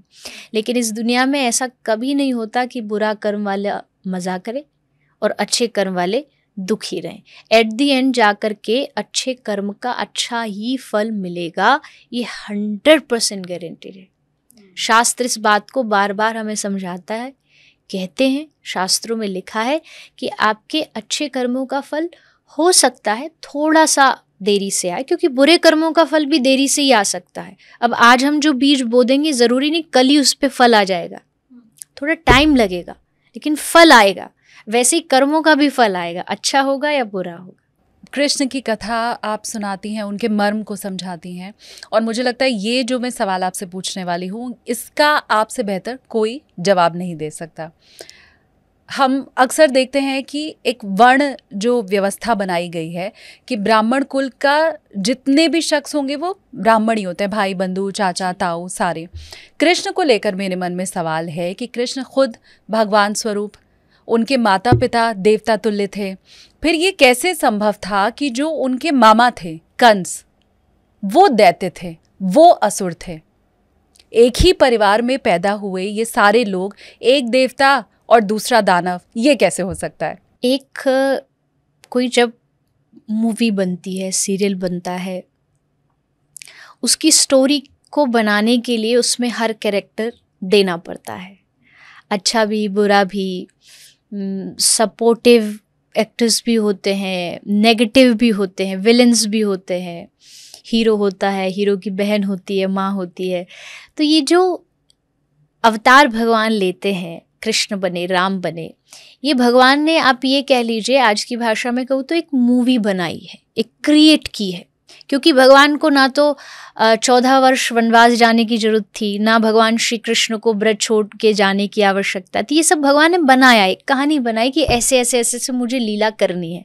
अब उस लीला में कुछ सपोर्टिव भी चाहिए तो कुछ नेगेटिव भी चाहिए, नेगेटिव पात्र भी देने पड़ेंगे। अब नेगेटिव कहाँ से लेकर के आए? अब जो व्यक्ति मूवी में नेगेटिव रोल कर रहा है, ज़रूरी तो नहीं वो असल लाइफ में भी नेगेटिव हो, ये भी ज़रूरी नहीं कि वो उस हीरो का विरोधी ही हो। ऑफ स्क्रीन दोनों साथ में बैठ के चाय कॉफ़ी भी पी रहे होते हैं, लेकिन रोल जस्ट प्ले करना है उनको वहाँ पे। तो चाहे वो कंस हुए, चाहे वो रावण हुए, ये जितने भी दैत्य हैं ना, ये सब भगवान के ही पार्षद हैं, भगवान के ही अपने हैं। पर भगवान को लीला में एक कैरेक्टर तो चाहिए ना, थोड़ा सा जो नेगेटिव रोल अदा करे। तो ये भगवान ने अपने ही जनों को कुछ कुछ लीला करने के लिए चांस दिया है। जस्ट लाइक रावण कुंभकर्ण कौन थे? भगवान श्री कृष्ण के पार्षद थे, जय और विजय। उनको भगवान ने एक लीला करके श्राप दिलाया और वही रावण और कुंभकर्ण बन के आ गए। कृष्ण अवतार में वही शिशुपाल और दंतवक्र बन के आ गए। तो ये बस इतना सा समझ लीजिए कि ये सब भगवान का एक पूरा एक मूवी चल रही है। इसमें कोई भी सीरियसली नहीं लेना है कि नहीं ये भगवान का दुश्मन कैसे हो गया। ये सब भगवान की इच्छा से ही हो रहा है। जो उनके विलेन हैं, जो दैत्य हैं, जो असुर हैं, वो भी भगवान ने प्रकट किए हैं कि भाई तुमको मेरा इस लीला में सपोर्ट करना है, तुमको ये रोल अदा करना है, तुम्हें ये करिए। तो ऐसा मुझे लगता है, ऐसा मानने से आप समझ पाओगे कि ये जितने भी भगवान के साथ देने वाले दैत्य हैं, ये कोई भी भगवान के दुश्मन नहीं है, ये सब भगवान का सपोर्ट कर रहे हैं लीला। अब ये बात भी आपने इतने प्रेम से समझा दी। हम तो मतलब नफरत करते हैं कि ओहो ये मामा देखो कंस जैसा मामा है, उदाहरण दिया जाता है समाज में जी। हाँ, तो किसी से दुष्भाव नहीं रखना है।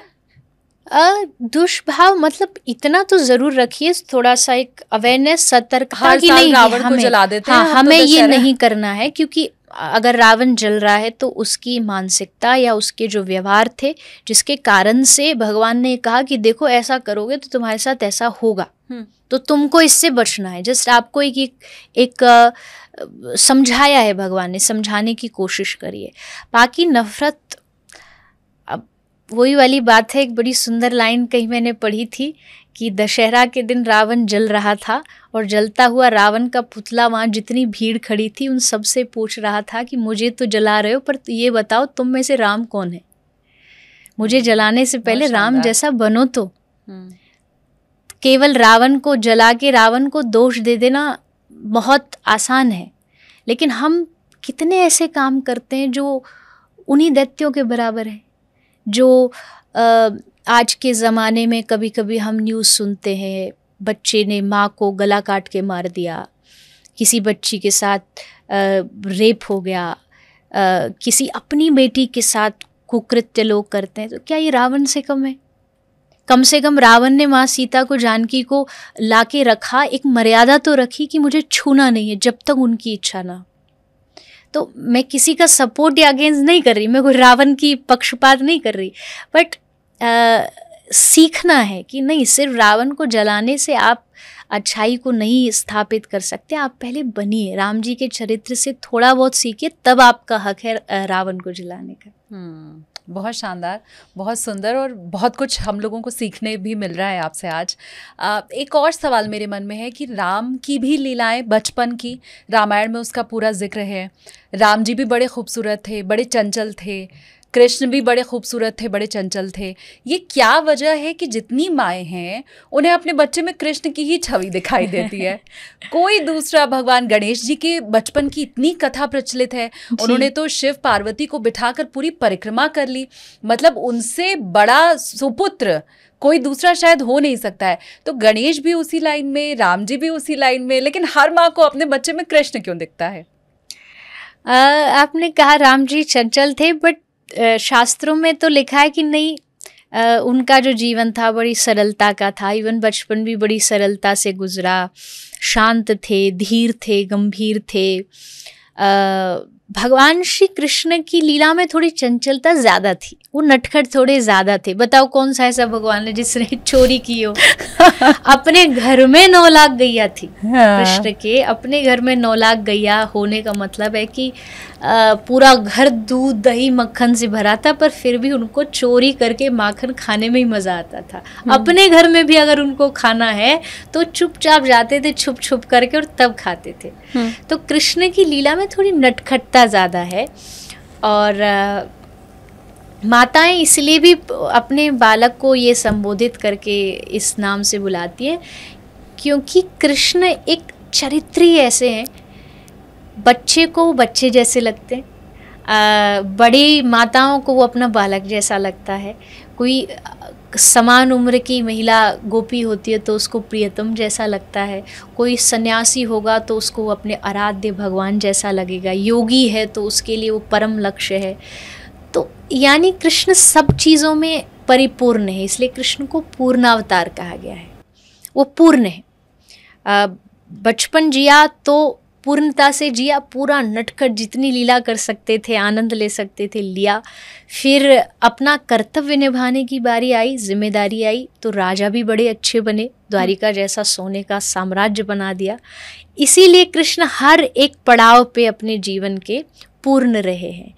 तो नटखटता रही, बच्चे भी थोड़े नटखट तो होते ही हैं, उधम कर दिया, ये तोड़ दिया, वो तोड़ दिया, तो उन माताओं को फिर उन नटखटता में कृष्ण ही नजर आते हैं। क्योंकि राम जी बड़े धीर गंभीर थे, राम जी को एक जगह बिठा देती कौशल्या मैया तो बेचारे चुपचाप वहीं बैठे रहते, जब तक कोई दूसरी दास आके उठा के नहीं ले जाता, वो उठते नहीं, वहाँ से हिलते नहीं। हाँ। और कृष्ण को बिठा दो तो पूरा कक्ष में, कमरा में जो चीज़ सब तोड़ फोड़ डालेंगे। तो उनकी एक चंचलता थी, एक नटखटता थी, और वो बच्चों में होती है, इसलिए माताओं को बालक कन्हैया जैसे लगते हैं। जब आप वृंदावन जाती हैं तो वहाँ पर कृष्ण की क्या अनुभूति होती है? देखिए, वैसे मेरा जन्म ही ब्रज में हुआ है, वृंदावन के ही परिधि एरिया में ही हुआ है। ब्रजभूमि बहुत बड़ी है, 84 कोस की है वृंदावन, उसके अंदर मेरा जन्म हुआ है। पर बीच बीच में जब जो ये जगह हैं प्रॉपर वृंदावन, बरसाना, वहाँ जाने का कथाओं के बीच में मौका मिलता है, जाती हूँ। इस दुनिया में मुझे नहीं लगता कि वृंदावन से अच्छी कोई धरती है। सारी दुनिया में घूम के भी एक चाह मन में हमेशा बनी रहती है कि कब वृंदावन जाएं, कब वहाँ की भूमि को प्रणाम करें, क्योंकि वहाँ एक अलग आनंद है। अगर आप भक्त होंगे ना, और अगर आपके भीतर थोड़ी सी प्रेम भावना है, तो आपको वो जगह खींचेगी, आपको वृंदावन अपनी ओर आकर्षित करता है। जैसे एक चुंबकीय शक्ति होती है ना, तो वैसी वृंदावन में अपनी शक्ति है कि वो आपको अपने से जोड़ लेगा, आपके भीतर कृष्ण प्रेम भर देगा। तो वो चीज़ आज भी फील होती है। कृष्ण आज से 5000 वर्ष पहले उन्होंने लीलाएं करी, लीला आज भी वो करते हैं, पर उस समय साक्षात रूप में सबके देखते हुए करी। पर उन लीलाओं का आज भी 5000 वर्ष बाद भी वही फीलिंग है। अगर आप जाकर के आज भी यमुना जी के तट पे बैठ जाते हो और थोड़ा सा भाव से डूब के देखोगे, दर्शन करोगे, तो आज भी आपको वहाँ कृष्ण गोपियों के साथ लीला करते हुए उनका अनुभव हो जाएगा। कोई ऐसा लक्षण भगवान दिखा देंगे कि मैं हूँ यहाँ पर। कहीं कोई कह रहा है हमको बांसुरी की आवाज़ आई, कोई कह रहा है हमको घुंघरूओं की आवाज़ आई। तो ये चमत्कार नहीं है, पर ये प्रेम है। ये प्रेम है कि उनको ये महसूस होता है कि कृष्ण आज भी यहाँ पर हैं। तो जो वृंदावन जाता है और इस भाव से जाता है कि मुझे बस भगवान को पाना, तो उसको ये चीज़ें फील होती है वहाँ पर। तो आई थिंक मैं भी उनमें से एक हूँ कि मुझे भी वहाँ जा कर के बहुत आनंद मिलता है, सुकून मिलता है, भगवान को पुकारने का भाव मन में पैदा होता है, उनके लिए रोने का भाव मन में पैदा होता है, और वही वृंदावन को वृंदावन बनाता है। कृष्ण के श्रृंगार के बाद जब हम उनका दर्शन करते हैं, और अगर मन में ये भाव आए कि हाय कितने प्यारे लग रहे हैं भगवान, कितने सुंदर लग रहे हैं, तो क्या उसमें भगवान को नज़र भी लगती है? मेरी दादी ऐसा कहा करती थी। वो बातें भी करती थी कान्हा के साथ, जब लड्डू गोपाल को तैयार कर देती थी, बांसुरी रख देती थी, फिर बांसुरी अगर गिर गई तो कहती थी लो पसंद नहीं आई, पहले बता देते, दूसरी बांसुरी दे देते, ये लो। और रखती थी, कहती थी अब ठीक है, अब अच्छा लग रहा है, अरे पहले बता देते। तो वो ऐसा कहती थी जब कभी वो सजाती थी और हम कहते थे अरे आज तो कान्हा बड़े अच्छे लग रहे हैं, लड्डू गोपाल बड़े, तो नजर लग जाएगी, ऐसे मत बोलो। तो नजर भी लगती है भगवान को? नहीं, ये भाव है, ये भक्तों का भाव है, ये प्रेम है उनका, ये दर्शाता है कि उनको कितना दुलार है अपने भगवान से, कि उनको लग रहा है कि भगवान को नज़र लग जाएगी। बाकी कौन दुनिया में भगवान को नज़र लगा सकता है? कोई नहीं। पर ये भाव है बहुत अच्छा। हम भी मानते, ब्रज में बिहारी जी को पर्दा लगा देते हैं बार बार पुजारी जी, कि पता नहीं किसकी नज़र लग जाए, ज़्यादा देखेंगे तो, इसलिए बार बार पर्दा लगा देते हैं। तो ये भावना है बस, ऐसा कोई लिखा हो कहीं शास्त्र में कि नहीं भगवान को नज़र लगती है, नहीं। पर इस भाव में मज़ा बहुत है कि भाई जैसे आपने उदाहरण दिया, होता है हमारे घर में भी ठाकुर जी हैं, उनका श्रृंगार होता है, तो वस्त्र उनको नहीं पहनने अगर पसंद नहीं है तो नहीं पहनेंगे, उनको अगर आज ये वाला मुकुट नहीं धारण करना तो नहीं करेंगे। आप कितनी भी कोशिश कर लो, कुछ ना कुछ गड़बड़ हो जाएगी। तो होता है, पर ये प्रेम पे निर्भर करता है। प्रेम तुम्हारे अंदर होगा तो तुमको लगेगा अरे भगवान ने ये कहा कि आज मुझे ये खाना है, लगेगा कि भगवान की मूर्ति ने कुछ इशारा किया। और प्रेम नहीं होगा तो फिर ये सब बातें नहीं हो सकती, फिर तो मूर्ति है, ना बोलती है, ना खाती है, ना चलती है, ना कुछ भी नहीं है वो एक सिंपल एक पत्थर है, एक मूर्त है। लेकिन भाव आते मन में आता है कि हाँ ठाकुर जी को नज़र लग सकती है, इसलिए नज़र उतारते भी हैं हम। कई ऐसे भजन भी गाते हैं कि भाई ठाकुर जी की नज़रें उतारो, या कोई उत्सव होता है, उत्सव में ठाकुर जी श्रृंगार कर लिए, उसके बाद जब उनका श्रृंगार उतारा गया तो फिर नज़र उतारी गई कि हमारे लाला को या ठाकुर जी को नज़र ना लगे। तो ये सब भाव पे ही निर्भर करता है। अगर मैं बाल्यकाल से उनके निकल के और योद्धा कृष्ण की बात करूं, उन कृष्ण की बात करूं जो द्वारका नरेश हो गए थे, जिन्होंने गीता का ज्ञान दिया, युद्ध लड़ना सिखाया जिन्होंने, तो उनके उस रूप से सबसे बड़ी सीख क्या मिलती है? या उस रूप को अगर सार करना हो जीवन में तो वो क्या होगा? जैसे मैंने कहा, कृष्ण ने हर एक अपने रूप को पूरी तरीके से निभाया। वो अगर राजा बने, योद्धा बने, तो उन्होंने राजनीति को भी पूर्ण रूप से समझा, निभाया। युद्ध कहाँ हो सकता है, कहाँ नहीं होना चाहिए, युद्ध में क्या क्या होना चाहिए, सब रणनीति पांडव थोड़ी बनाते थे, कृष्ण बैठ के सारी योजना महाभारत की करते थे।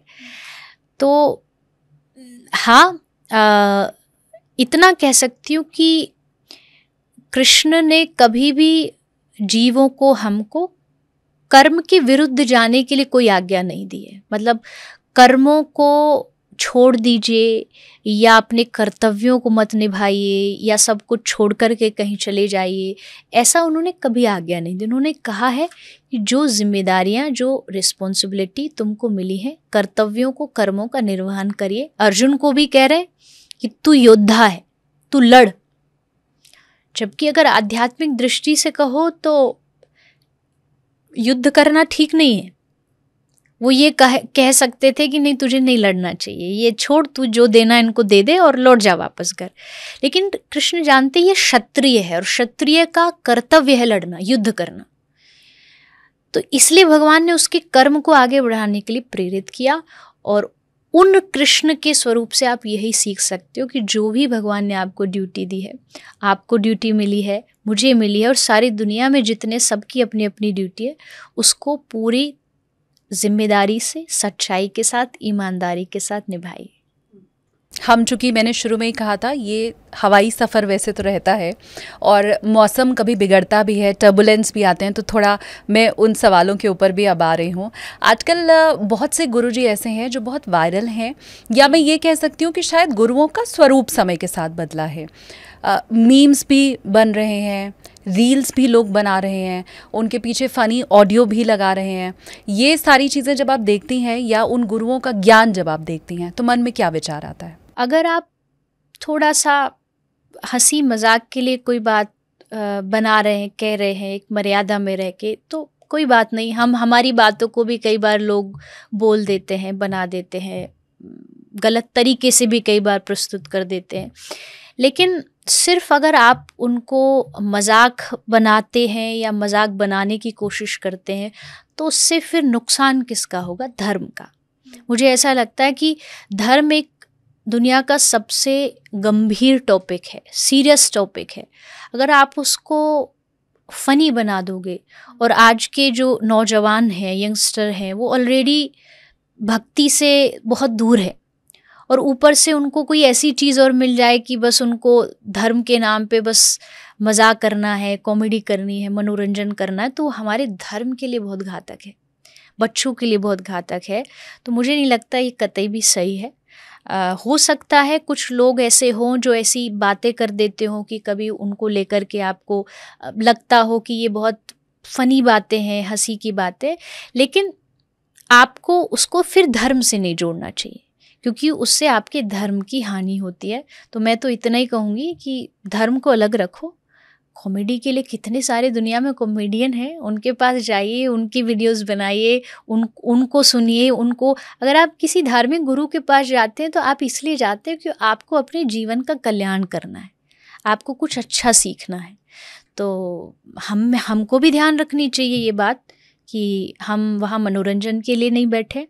मनोरंजन के प्लेटफॉर्म्स और बहुत सारे हैं, वहाँ जाइए, एंटरटेन होइए। यहाँ आए तो कुछ सीखने आए और कुछ पाके जाएं। आपको भी बहुत ट्रोल किया गया था, आप यूके यूएस दौरे पर गई थी, बहुत लोगों ने सोशल मीडिया पर आपको ट्रोल किया, तो उन लोगों को आप क्या जवाब देना चाहेंगी जिन्होंने गाड़ियों को लेकर, आपके विदेशी दौरे को लेकर तमाम तरह की बातें कही हैं? ये ज़माना कुछ ऐसा है कि अगर तुम किसी के लिए अपनी गर्दन भी काट दोगे ना तो बोलेगा कि अच्छे से नहीं काटी। अरे थोड़ा अच्छे से काटनी चाहिए थी। इस बात को समझ जाओ तो आपको दुनिया समझ आ जाएगी। क्या बात आपको है। पता लग जाएगा नहीं ये संसार, ये लोग यहाँ कुछ बातें बनाने के लिए ही पैदा हुए। भगवान कहते हैं ना कि अगर मेरी बुराई नहीं करोगे तो बैठे बैठे फिर तुम करोगे क्या? कुछ तो काम होना चाहिए। हाँ। तो मैं इतना ही कहूँगी। पहली बात तो सच्चाई को जान के बोलना चाहिए। जैसा आपने कहा कि सोशल मीडिया एक आज़ादी है, लेकिन उस आज़ादी का गलत उपयोग किसी को भी नहीं करना चाहिए, किसी के जीवन से नहीं करना चाहिए। जहाँ तक बात रही मेरे यूके यूएस के दौरे की, ट्रोलिंग का तो उसमें कोई क्वेश्चन ही नहीं आता। आप एक धर्म का प्रचार ऐसे देश में कर रहे हो जहाँ लोग भगवान के बारे में जानते नहीं हैं, आप वहाँ जाके भगवान की भक्ति का प्रचार कर रहे हो, तो इसमें काहे की ट्रोलिंग? और आप किस लिए जा रहे हो? उद्देश्य बड़ा होता है, और आप उस चीज़ को नहीं समझते, ना देखते कि 2-4 दिन भी आदमी घर से दूर रहे तो उसको लगता अरे अब तो बस घर जाना है। हम सारा जीवन अपने घर परिवार से दूर रहते हैं, महीने भर जाकर के बस एक ही काम है, भगवान का भक्ति का प्रचार करो, सनातन धर्म का प्रचार करो, लोगों को गौ सेवा के लिए प्रेरित करो। उसमें भी अगर लोग कोई बुराइयां ढूंढते हैं तो वही वाली बात है कि एक जो मक्खी होती है वो पूरे शरीर पर कहीं नहीं बैठती, बट जहाँ हल्का सा जख्म हो जाए वहाँ बार बार जाके बैठेगी, वहाँ बार बार उसको अच्छा लगेगा बैठना। तो समाज के कुछ ऐसे लोग हैं जिनको अच्छाई नहीं देखनी होती, वो बस कहीं भी ढूंढेंगे कि बुराई हो, और नहीं भी होगी तो बना लेंगे। जैसे आपने गाड़ी की बात करी, एक फ़ोटो गाड़ी के साथ खींचा तो उसको लोगों ने नेगेटिव न्यूज़ बना के, गलत फेक न्यूज़ बना के कि गाड़ी खरीद ली, ये कर लिया, वो कर लिया। तो ये सदियों से चलता आया है, और इससे कभी भी डरना नहीं चाहिए। और ख़ासकर आजकल जो ट्रोलिंग नाम का ये जो वायरस है दुनिया में, इससे तो बिल्कुल नहीं डरना चाहिए, क्योंकि ये लोग इसलिए ट्रोल करते कि आप हार जाओ। ये लोग ट्रोल कर ही इसलिए रहे हैं कि आप हार मान जाओ, आप अच्छाई से मुंह मोड़ लो कि नहीं मुझे ये नहीं करना, पर ऐसा करेंगे तो अच्छाई हार जाएगी। तो हमको आगे बढ़ते रहना है। कोई कुछ भी कहे, कुछ भी बोले, उससे कोई मतलब नहीं, क्योंकि हमें पता हम सच्चे हैं, हमको पता हम कोई गलत काम नहीं कर रहे, हम समाज को अच्छा ही दे रहे हैं, हम खुद अच्छा बनने की कोशिश कर रहे हैं। तो जो भी ट्रोलिंग होती आई है, हो रही है, आगे भी होगी। मुझे नहीं लगता मुझे अपने लिए उस पर फोकस करना चाहिए कभी भी। लेकिन इन ट्रोलर से कभी कोई फ़र्क नहीं पड़ा, कभी दिमाग में अशांति नहीं आई, या ऐसा नहीं लगा कि भाई तू कौन है, तू कौन, क्यों बोल रहा है, कभी कभी तो मन करता है कि कोई अगर गलत खबर फैला रहा तो उसको एक बार ये तो बोल दो नहीं ये गलत है। हाँ। पर फिर एक ही बात याद आती है कि हमने सहना सीख लिया, कुछ ना कहना सीख लिया, बोलते तो बात और बिगड़ जाती, इसलिए चुप रहना सीख लिया। बहुत खूब, शानदार। चुप रहो और बस यहाँ से निकालते जाओ, करते जाओ, क्योंकि आप एक का आंसर दोगे तो दूसरा और ज़्यादा हिम्मत के साथ कल को आपसे पूछने आएगा कि तुम क्यों कर रहे हो, क्योंकि उसे पता है कि ये मेरे बोलने पर इफ़ेक्ट हो रहे हैं, इनको कुछ इफ़ेक्ट पड़ रहा है, तो वो ज़्यादा इफ़ेक्ट करने की कोशिश करते हैं। आप मैं तो शायद बहुत ही कम ऐसा होता होगा जब अपना पेज को डायरेक्टली हैंडल करती हूँ। कभी कभी कोई पोस्ट होती है जो मैं डालती हूँ, अदरवाइज़ तो टीम होती है वो करती है। कभी ऐसा हुआ, कभी कि टाइम बहुत है तो कमेंट्स पढ़ा, अदरवाइज़ कभी नहीं पढ़ा, क्योंकि मुझे पता है कि उसको पढ़ने से कोई फ़ायदा नहीं है। हाँ, वहाँ अच्छे लोग भी बहुत होते हैं, लेकिन ज़्यादा अच्छा पढ़ना भी अपने लिए बुरा है, क्योंकि वो फिर दिमाग में चढ़ जाता है कि अरे हमारे लिए तो इतने सारे चाहने वाले हैं। पर कभी कभी ऐसे कोई कमेंट्स होते हैं जिनको लगता है कि पढ़ लिया, कहीं दिख गया कि इसको जवाब दे दो, पर नहीं, वो इसलिए बैठे हैं कि आप उनको जवाब दो और उनको अटेंशन में, और वो कहे देखो इन्होंने हमारा देखा और इन्होंने जवाब दिया।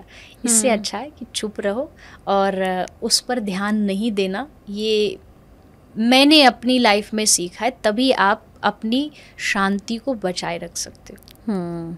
बहुत शानदार। और ये तो मतलब पर्सनली मेरे काम की बात भी आपने बता दी है कि ट्रोलर से घबराने की ज़रूरत नहीं है जी, और रिएक्ट करने की ज़रूरत भी नहीं है। ट्रोलर्स ज़माने में कब से रहे हैं। हाँ। राम जी को भी ट्रोल किया गया धोबी के द्वारा, तब सोशल मीडिया नहीं था तो डायरेक्टली करते थे। भगवान श्री कृष्ण को शिशुपाल ने 100 गालियां दी, ये भी ट्रोलिंग ही है। हाँ। उस ज़माने में भी ट्रोलिंग होती थी और भगवान की होती थी, तो इंसान क्या है फिर, इंसानों को क्यों डरना इस बात से।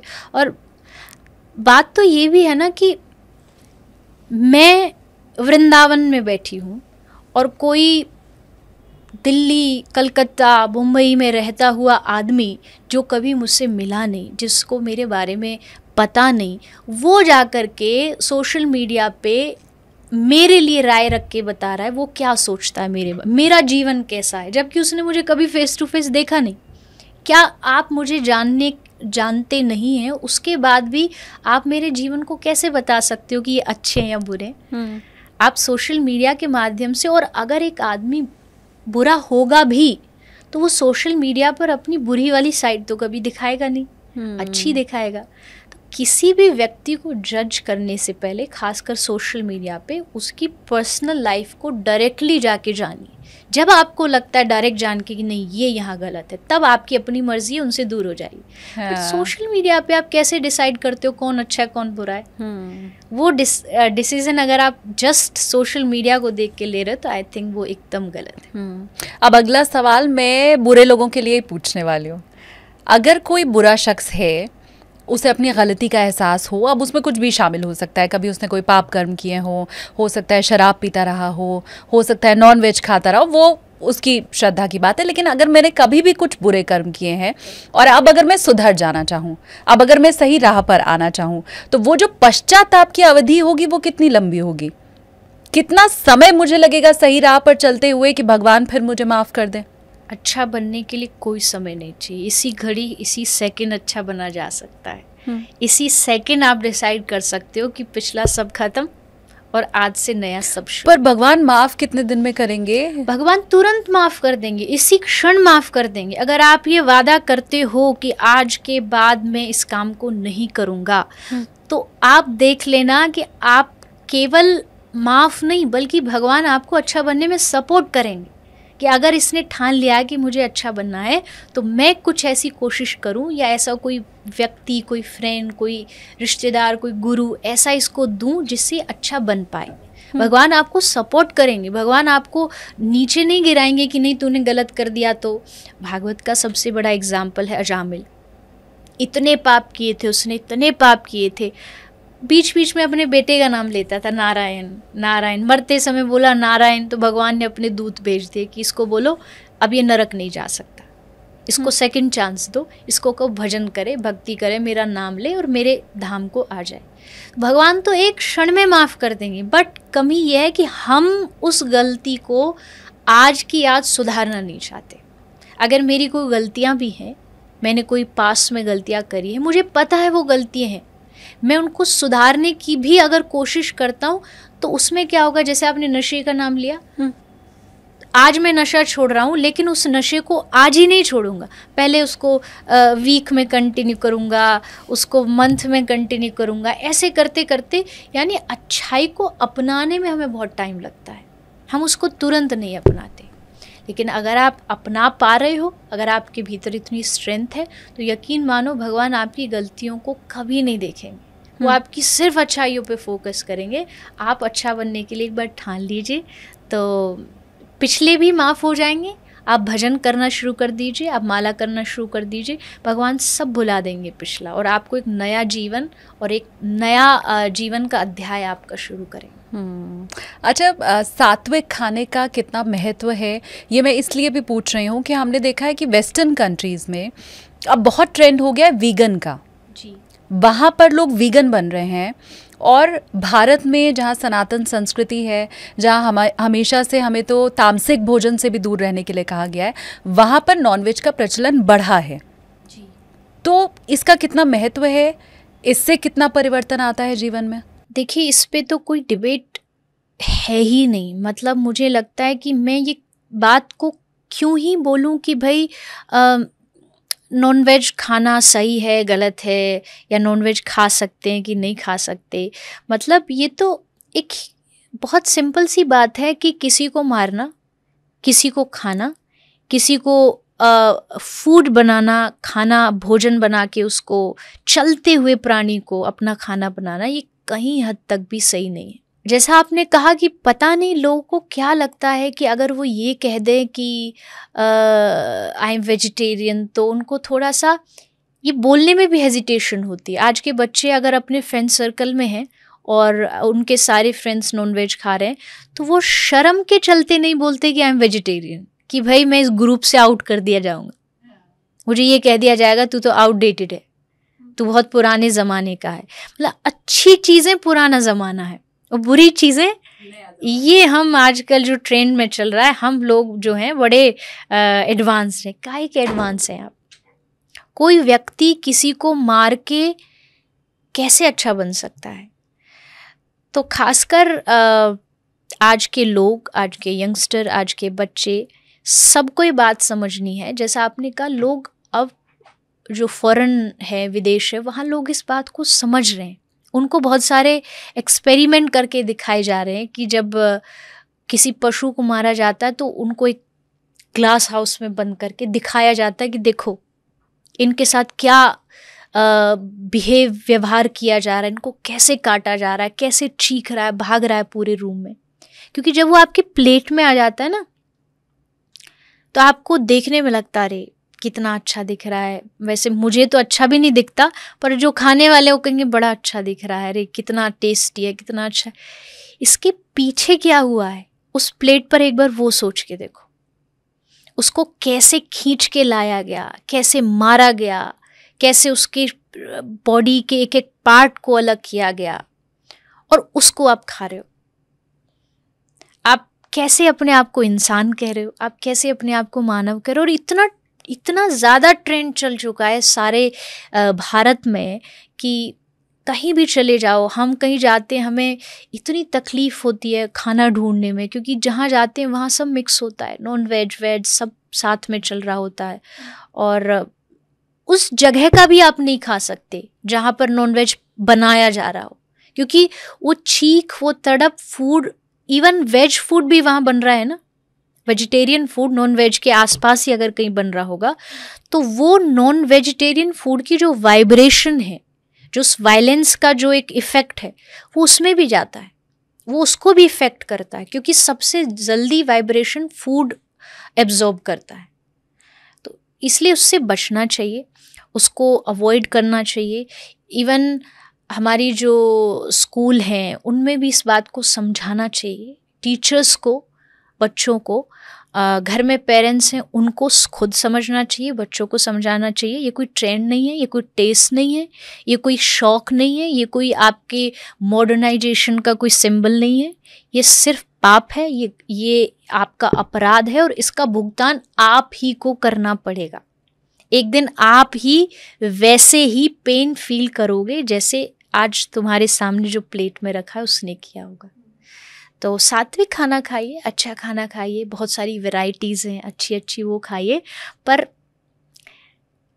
किसी का जीवन मत खाइए, किसी का खून, किसी का रक्त, ये सब खा के कैसे आप अच्छे बन सकते। संदेश तो वैसे आपने पूरा दे दिया है, लेकिन फिर भी मैं चाहती हूँ कि वो लोग जो मंगल, बृहस्पति और शनिवार को नहीं खाते हैं और ये अलग ही टाइप के आध्यात्मिक होते हैं, इनका तो कोई कंपटीशन ही नहीं है। नवरात्रि आ गई, अब नहीं खाएंगे 9 दिन और बस वेट कर रहे हैं नवरात्रि कब खत्म हो और कब बस जाएं। और तो ये तो ना तो आध्यात्मिक है ना ये कुछ, क्या ही इनको नाम तो मुझे समझ नहीं आता कि भैया आप दिन देख करके, डेज देख करके, वार देख करके आप डिसाइड करते हो कि कब अच्छा बनना है कब बुरा बनना है। ये कैसी अच्छाई है? बुरा तो हर दिन बुरा होता है, किसी की हत्या तो हर दिन हत्या होती है। अब आप किसी को कोर्ट में जाके कहो नहीं तो मैंने तो मंडे को करी थी, ये हत्या नहीं है तो सोमवार था उस दिन, तो जज आपको 2 थप्पड़ मारेगा कि हत्या तो हत्या है, किसी भी दिन करो। तो ये बहाने बनाना छोड़ दीजिए कि हम उस दिन नहीं खाते, हम उस दिन नहीं खाते। हर दिन अच्छा बनाइए, हर रोज सोचिए जब आप सुबह उठते हैं मैं क्या अच्छा अपने लिए कर सकता हूँ और क्या मैं इस दुनिया में जितने भगवान की बनाई हुई ये क्रिएशंस घूम रही हैं, लोग घूम रहे हैं, मैं इनको क्या अच्छा दे सकता हूँ। मैं किसी का सुख नहीं बन सकता तो कम से कम मैं किसी का दुख का हिस्सा तो ना बनूं। मैं किसी के लिए नई खुशियाँ नहीं लिख सकता तो कम से कम उसकी खुद की खुशियाँ को तो ना छीनूं। इतना सोच के अगर आप हर रोज़ सुबह उठोगे ना तो मुझे नहीं लगता कि आपको कोई अच्छा इंसान बनने से रोक पाएगा। और मैं ये बन जाऊं, मैं वो बन जाऊं, मैं ये फलाना करियर कर लूं, इन सबसे पहला अपने जीवन का एम रखिए मैं अच्छा इंसान बन जाऊं, फिर सब चीज़ बनिए। पहले अच्छा इंसान बनने की कोशिश करिए और वो तभी बन सकते हो जब आप सबके लिए थोड़े से काइंड हो जाओगे। काइंडनेस बहुत ज़रूरी है, जो आज मुझे लगता है सोसाइटी ने थोड़ी सी खो दी है। दया रिश्तों में भी कम है, दया संबंधों में, दया चारों तरफ हम देखते हैं, कलीग्स में, सब में कहीं ना कहीं थोड़ी सी कम हो गई है। पर इसको बढ़ाना पड़ेगा क्योंकि हमारी मानवता इसी बात पे टिकी है कि हम कितने दयावान हैं। एक पशु को मार के खा रहा है वो ठीक है क्योंकि वो उनका नेचर है, पर एक इंसान को नहीं मार सकता, एक इंसान किसी दूसरे जीव को नहीं मार सकता क्योंकि हमको भगवान ने एक अलग सिस्टम से बनाया है। ह्यूमन जो है वो उसके सिस्टम में भगवान ने काइंडनेस दी है, वो ख़त्म हो गई तो फिर इंसान पूरी दुनिया में ख़त्म हो जाएंगे, सब एक दूसरे को मारना शुरू कर देंगे। तो दयावान बनना और अच्छा इंसान बनना वो हमारी फर्स्ट प्रायोरिटी होनी चाहिए। अब एक बहुत मुश्किल सवाल आपको मैं देने वाली हूँ जी। आप भागवत कथा कहती हैं, कृष्ण की हर कथा, उनके हर रूप को आप जानती हैं, उनके भक्तों को भी आप जानती हैं। आपकी नज़र में कृष्ण का सबसे बड़ा भक्त कौन था? मैंने पहले ही कहा मुश्किल है में ये मुश्किल है। पहली बात तो मुझे लगता नहीं मेरा अधिकार है ये बोलने का किसी भी भक्त को कैटेगराइज करने का, पर जैसे एक क्वेश्चन में शायद और मैंने पहले कहा था कि ये अपनी पसंद हो सकती है, तो मैं अपनी पसंद के हिसाब से बता सकती हूँ कि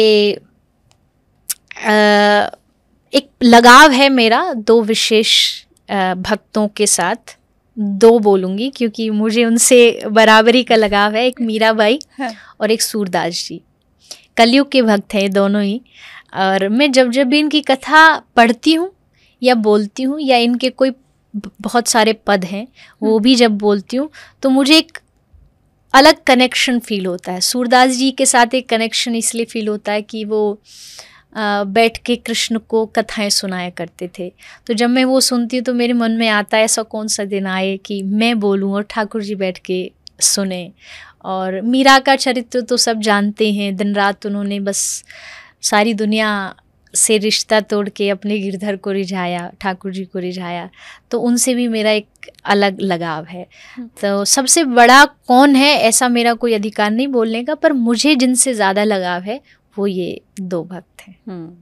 हो सकता है मेरी समझ की कमी हो, लेकिन फिर भी मैं ये जानना चाहती हूँ कि जब हम मीरा को देखते हैं तो ऊपर ऊपर से देख करके ऐसा क्यों लगता है कि मीरा तो हमेशा कृष्ण की भक्ति में लीन थी, लेकिन फिर भी उनके जीवन में दुखों का पहाड़ था, फिर भी उनको तिरस्कार का सामना करना पड़ा। ये क्यों ऐसा समझ आता है? ये तो स्वाभाविक है, जो जितना भगवान से प्रेम करेगा उसको इतना तिरस्कार मिलेगा, लोग उतना उसको निंदा भी करेंगे, बुराइयां भी करेंगे, दुख भी उसके जीवन में बहुत आएंगे। अच्छा। मैंने ये बात बहुत बार बोली है, कथाओं में भी 1000 बार बोलती हूँ कि ये मत समझो कि भगवान की भक्ति आपके दुखों को दूर करने के लिए है, इसलिए नहीं है। अरे क्लास में जितना आपका स्टैंडर्ड क्लास बढ़ेगी एग्ज़ाम उतने ही टफ होंगे, भक्ति में भी जितना आगे बढ़ोगे एग्ज़ाम उतने ही टफ होंगे। ये मत सोच लेना कि कम हो जाएंगे, कम नहीं होंगे, ना दुख कम होंगे ना परेशानियां कम होंगी, पर वो दुख परेशानियां आपको असर नहीं करेंगी। सबसे बड़ी बात है कि दुख होना बड़ी बात नहीं, पर दुख जो हमें इफ़ेक्ट करता है वो बहुत बड़ी बात है। तो जब भगवान का भक्त होता है उसके जीवन में दुख खूब होते हैं, परेशानियां बहुत होती हैं, आम इंसान से ज़्यादा होती हैं। कितने भी आप भक्तों की कहानियाँ पढ़ लीजिए, इतने ज़्यादा दुख उनके जीवन में जो आम लोगों के जीवन में तो है ही नहीं। वो इसलिए है कि भगवान एक तो परीक्षा भी ले रहे हैं कि सब चीज़ों से निकल के मुझ तक पहुँच पाता है या नहीं पहुँच पाता। हाँ। दूसरा, उन दुखों में कृष्ण साथ खड़े होते हैं। जो संसार वाला होगा, जो भक्त नहीं होगा, वो उन दुखों परेशानियों से हार जाएगा, सब छोड़ देगा, कर लेगा, मेरा ये हो गया वो हो गया। पर जो भगवान का भक्त होगा उसके साथ भगवान खड़े होंगे, उसे वो दुखों में भी हंसता नजर आएगा आपको। पर ये इनजस्टिस नहीं हुआ कि मैं ही भगवान की पूजा कर रही हूँ और भगवान मुझे ही सारा दुख दिए जा रहे हैं? नहीं, फिर तो नहीं करने वाला। नहीं, ये अन्याय हो गया फिर तो। नहीं, बिल्कुल भी नहीं है, इनजस्टिस नहीं है। हाँ। वो ये बहुत डीप बात है कि आदमी जब भक्ति में जाता है ना तो वो दुख और सुख से परे हो जाता है। उसकी भक्ति इस लेवल तक पहुंच जाती है, भगवान उसको ऐसा बना देते हैं कि अब दुख भी आ रहा है तो भी उसके लिए ऐसा है, और सुख भी आ रहा है तो भी उसके लिए बराबर है। अब उसको फर्क नहीं पड़ता। तो फिर सुख ही सुख दे देना जब दोनों बराबर है तो। नहीं, वो तो हमारे कहीं ना कहीं अपने कर्म भुगतने पड़ते हैं। और भगवान के माता पिता इतने सालों तक जेल में रहे, माता देवकी, वसुदेव जी, अरे उनके माता पिता छोड़ दीजिए, भगवान खुद 14 वर्ष तक वनवास में रहे, 14 वर्ष तक भटकते रहे, राज्य मिल रहा था, राज छूट गया, पत्नी जो थी उनको एक दैत्य चुरा के ले गया। तो ये क्या दुखों से कम है? आम इंसान के जीवन में देखो तो दुखों का पूरा पहाड़ है। 14 वर्ष आए और आप उसमें भी भटक रहे हो, आप हाँ सीते कहते कहते घूम रहे हो। तो भगवान ने ये कहीं ना कहीं एक ये मानसिकता हमें बदलनी होगी कि जीवन में सुख ही सब कुछ है, बिल्कुल भी नहीं। अगर आप ये मानसिकता के साथ चल रहे हो तो आप हर कदम पे यहाँ दुनिया में दुखी रहोगे। ये जो सोच रहे हैं कि केवल सुख होना ही जिंदगी है, नहीं, कभी कभी दुख में भी अपना मज़ा होता है। क्यों? क्योंकि दुख आपको बहुत कुछ सिखा के जाता है, बहुत आपको अंदर से मजबूत बना के जाता है। आप देखो जिन लोगों के जीवन में दुख होगा वो उनके जीवन की मैच्योरिटी अलग लेवल की होती है, वो एक अलग मैच्योरिटी में जीते हैं, उनको जीवन की चीज़ों का महत्व पता है, उनको जिसके पास खाना नहीं है उसको खाने की वैल्यू का पता है। तो मेरा ऐसा मानना है कि दुख कोई नेगेटिव वे में नहीं लेना चाहिए। I know it's very hard, सुनने में थोड़ा इजी है पर करने में हार्ड है, बट एक टाइम आता है जब आपको पता लगता है कि ये हो रहा है मतलब कुछ अच्छा बनाया जा रहा है। जैसे मिट्टी से कुछ नया बनाने की कोशिश की जा रही है, वैसे अगर भगवान ये सर्कमस्टांसेस मुझे दे रहे हैं, इस सिचुएशन में लेके आए, तो मतलब he is trying to create something new, कुछ अच्छा बनाएगा, कुछ बढ़िया बनाएगा। और ये चीज़ आती है आपको वो दुख में भी तसल्ली मिल जाती है कि कोई बात नहीं, अब जो होगा अच्छा होगा। अब इस जवाब के बाद भी अगर मुझे ये बात नहीं समझ आई हो, पायलट कहता है ना असुविधा के लिए खेद है, तो मैं वैसे ही बोल रही हूँ कि असुविधा के लिए खेद है, लेकिन ज़्यादातर लोग तो भगवान के पास जाते ही इसीलिए हैं कि हमें सुखों की प्राप्ति हो जाए। जिसके पास धन नहीं है वो मंदिर जा कर के कहता है कि भगवान व्यापार बढ़ा दो, माँ जा कर के कहती है बच्चा अच्छे नंबर से पास हो जाए, पति जा कर के कहता है कि पत्नी की तबीयत नहीं ठीक है तो वो अच्छी हो जाए। मतलब हम मंदिर या भगवान की पूजा ही इसीलिए कर रहे हैं शायद कि हमें जो भी हमारे जीवन में दुख है उसका अंत हो जाए। तो फिर तो मुझे कैसे समझ आएगा कि... तभी तो गलत कर रहे हैं, ये पूरा कॉन्सेप्ट गलत है, पूरा रास्ता गलत है। अगर आप इस आशा से बस भगवान के पास जा रहे हो तो ना तो आप कभी भक्ति सीख सकते, ना आप भक्त बन सकते, ना आपको पता चल सकता है कि भक्ति होती क्या है, क्योंकि भगवान दुखों से छुटकारा पाने की कोई मशीन नहीं है। जैसा मैंने कहा भगवान डरने के लिए नहीं है, तो भगवान दुखों से छुटकारा पाने का भी कोई प्रोडक्ट, कोई मशीन नहीं है। भगवान प्यार करने के लिए। अगर मीरा के ऊपर दुख आए तो उन्होंने क्या कभी भगवान से कंप्लेन करी? क्या सूरदास जी की आंखें नहीं थी? क्या उन्होंने भगवान को कभी बोला कि नहीं मुझे आंख दे दो? कोई सूरदास जी का भजन पद लाइन ऐसी बता दो। और जबकि सूरदास जी को भगवान ने आंखें दी एक बार दर्शन के लिए और फिर पूछा अब तुझे क्या चाहिए, तो सूरदास जी ने कहा आंखें वापस ले लो, आपको देख लिया, हो गया, अब दुनिया नहीं देखनी। तो यही तो बात है कि लोग भक्ति जिसको समझ रहे हैं वो भक्ति नहीं है। मन्नतें मांगना भक्ति नहीं है। धागे बांधना की ये इच्छा पूरी कर दे तो तू भगवान है, नहीं करेगा तो तू अपने रास्ते में अपने रास्ते, ये भक्ति नहीं है। भक्ति करने के लिए हर परिस्थिति में उसको धन्यवाद देना है। बुरी भी है तो भी तेरी मर्जी से हम उसमें खुश हैं, हम कंप्लेन नहीं करेंगे, हम शिकायत नहीं करेंगे। ना कोई उल्हाना, ना कोई अर्जी, कर लो करा लो प्यारे जो तेरी मर्जी, सहाओगे जो भी खुशी से सहूँगा, जहाँ ले चलोगे वहीं मैं चलूँगा। भक्ति ये होती है। शानदार। कोई कंप्लेंट नहीं करनी, कोई मांग नहीं, कोई इच्छा नहीं। ये भक्ति को आप तभी समझ सकते हो जब आप थोड़ा सा किसी ऐसी जगह पर आओगे जैसे वृंदावन हो गया, वहाँ की भक्ति में मांग नहीं थी। और दुनिया में आप कहीं जाओगे वहाँ मन्नतों के धागे बांधे मिलेंगे, पर वृंदावन में नहीं। वृंदावन में एक ही मन्नत है, हमको कृष्ण मिल जाए, बस। इससे ज़्यादा हमको फैक्ट्री नहीं चल रही, ये चल जाए, वो हो जाए, ये सब हम कभी नहीं मांगते। और जो ऐसा मांगता है उसको भगवान फिर सब कुछ दे देंगे, पर अपने आप को नहीं देंगे। तो ये समझ आएगा उसी को जो थोड़ा सत्संग सुनेगा, थोड़ा भक्ति की बातें करने वाले लोगों को सुनेगा, तब उसे पता चलेगा कि ये जो जीवन है इसमें दुख तो आने ही आने। देखिए आप बोर्डिंग फ्लाइट की बात कर रहे हो, मैं आपको सिंपल सा एक बात समझाती हूँ। जब आप किसी इंटरनेशनल फ्लाइट पर जाते हो तो जो टेक ऑफ और लैंडिंग दोनों पायलट के हाथ में होती है। फिर जब आप उसमें बैठ जाते हो, मान लो 10 आवर्स 12 आवर्स की फ़्लाइट है, उसमें बीच बीच में कभी टर्ब्यूलेंस भी आता है। अब उस 10 घंटे की फ़्लाइट में करना क्या है वो आप पे डिपेंड करता है। कुछ लोग मूवी देखते हैं, कुछ लोग सो जाते हैं, कुछ लोग बस ऐसे ही बैठे हैं, कुछ वहाँ वॉक करने लग जाते हैं, कोई खा रहा है। सबका अपना अलग अलग है। टर्ब्यूलेंस हमारे हाथ में नहीं है, टेक ऑफ और लैंडिंग हमारे हाथ में नहीं है। लाइफ भी वैसी है। टेक ऑफ और लैंडिंग माने जन्म और मृत्यु, ये हमारे हाथ में नहीं है, ये भगवान के हाथ में। टर्ब्यूलेंस भी हमारे हाथ में नहीं है, वो कभी भी आ सकता है, दुख कभी भी आ सकते हैं। हमारे हाथ में चॉइस क्या है, आप कैसे उस 12 घंटे की जर्नी में क्या करना चाहते हो। पढ़ना चाहते हो, सोना चाहते हो, वॉक करना चाहते हो, मूवी देखना चाहते हो, वो चॉइस भगवान ने हमारे हाथ में छोड़ी है। जन्म मृत्यु और दुख ये हमारे हाथ में नहीं है, लेकिन क्या कैसे जीना है, बुराइयों के साथ, अच्छाइयों के साथ, पाप से, पुण्य से, भक्ति से या गलत काम से, ये सब हमारे हाथ में। खुश होके या रोके ये भी हमारे हाथ में, बाकी सब उसके हाथ में। टर्ब्यूलेंस भी उसके हाथ में, वो संभालेगा, वही बचाएगा। लेकिन उससे आप दुखों से ये सोचे कि भाई नहीं, भगवान हमें केवल इसलिए हम मंदिर जा रहे हैं कि भगवान हमें दुखों से बचा दे, तो ये एकदम गलत है। बहुत शानदार चित्रलेखा जी, आप यकीन नहीं मानेंगी, मैं कब से इन शब्दों का इस्तेमाल कर रही हूँ, टेक ऑफ और लैंडिंग, लेकिन इसे जन्म और मृत्यु से जैसे आपने जोड़ा है वो आज तक मैंने नहीं सोचा था। तो ये जो ज्ञान चक्षु है ना वो खोलने वाले ये 2 शब्द आज से हो गए मेरे लिए। अच्छा, आपने कहा कि वृंदावन की भक्ति बिल्कुल अलग है।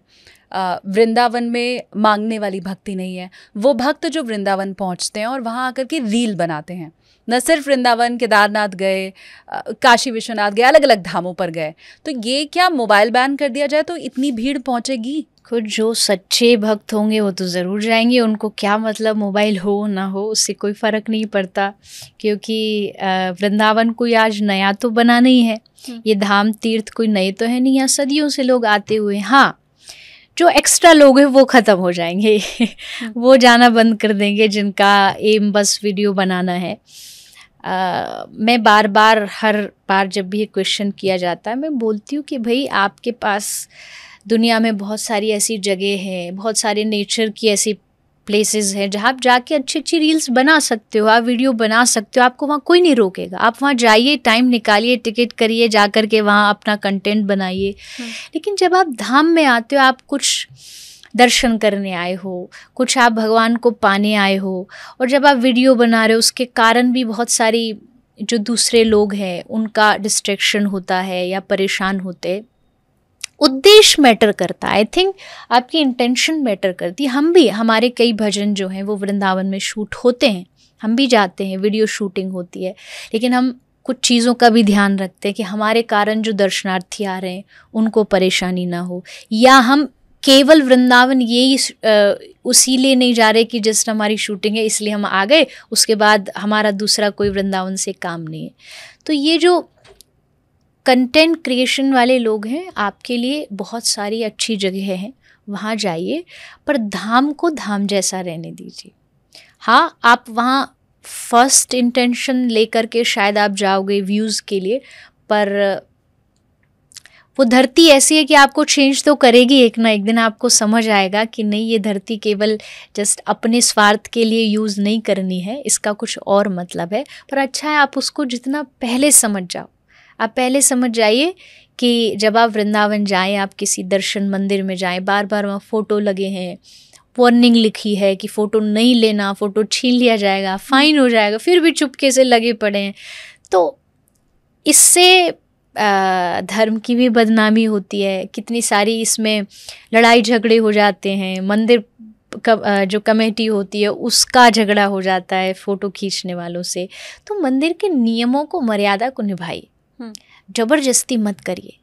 मुझे कुछ ऐसे स्थान हैं जहाँ देख के कितना सुकून लगता है, लाइक जैसे कभी आप अमृतसर साहिब जाते हैं, वहाँ स्वर्ण मंदिर जाते हैं, तो कितना सिस्टम से सब शांति से जाएंगी, ना कोई हल्ला है, ना आपस में कोई बातें करना है, सीधा लाइन में लगी, दर्शन किया, आके बाहर आ गए। तो हमको अपने इन तीर्थों को भी वैसे ही रखना है, स्वच्छ रखना है, साफ रखना है, वहाँ पर कोई अमर्यादा। अब बताइए कितनी हद की बात है कि आज मंदिर कमेटी को मंदिरों के बाहर बोर्ड लगाने पड़ रहे हैं कि अभद्र कपड़े ना पहन के आएं, ऊंचे नीचे छोटे कपड़े ना पहन के आएं। ये क्या दर्शा रहा है? ये कितनी बुरी मानसिकता है कि हमें बताना पड़ रहा है कि इस मंदिर में इस ढंग से आना है। अरे जब आप मंदिर जा रहे हैं आपको पता होना चाहिए कि हमको अपनी मर्यादाओं को तोड़ना नहीं है। वहाँ जाकर के दंपति हैं, कपल्स हैं, उल्टे सीधे फ़ोटोज़ ले रहे हैं, एक्शंस ठीक नहीं है, तो आप ये क्या कर रहे हो? आप धाम को, वहाँ की मर्यादा को तार तार कर रहे हो। तो मेरी तो यही रिक्वेस्ट है, ऐसा ना करें, वहाँ की महिमा को बनाए रखें, और ये सब काम आपको कंटेंट क्रिएशन करना है कहीं और जा कर के करें। एक बहुत महत्वपूर्ण और आखिरी सवाल, जब हम फ्लाइट में होते हैं तो एक तो बिज़नेस क्लास होता है, एक इकोनॉमी क्लास होता है। बिज़नेस क्लास वालों को सुविधाएं थोड़ी ज़्यादा मिलती हैं, वो पे भी थोड़ा ज़्यादा करते हैं इकोनॉमी क्लास वालों से। तो क्या मंदिर में जो वीआईपी दर्शन करने के लिए लोग जाते हैं, जो पैसे देकर और फिर आसानी से भगवान का दर्शन कर लेते हैं, भगवान क्या उन्हें ज़्यादा आशीर्वाद देते हैं? नहीं, ऐसा तो कोई एंगल नहीं है ऐसा कि भगवान उनको ज़्यादा आशीर्वाद देते हैं। भगवान शायद मंदिर में एंटर भी ना किया हो, बाहर कोई बैठा बैठा दरवाजे पे भगवान के लिए रो रहा हो, भगवान की नज़र दृष्टि उस पर ज़्यादा पड़ेगी।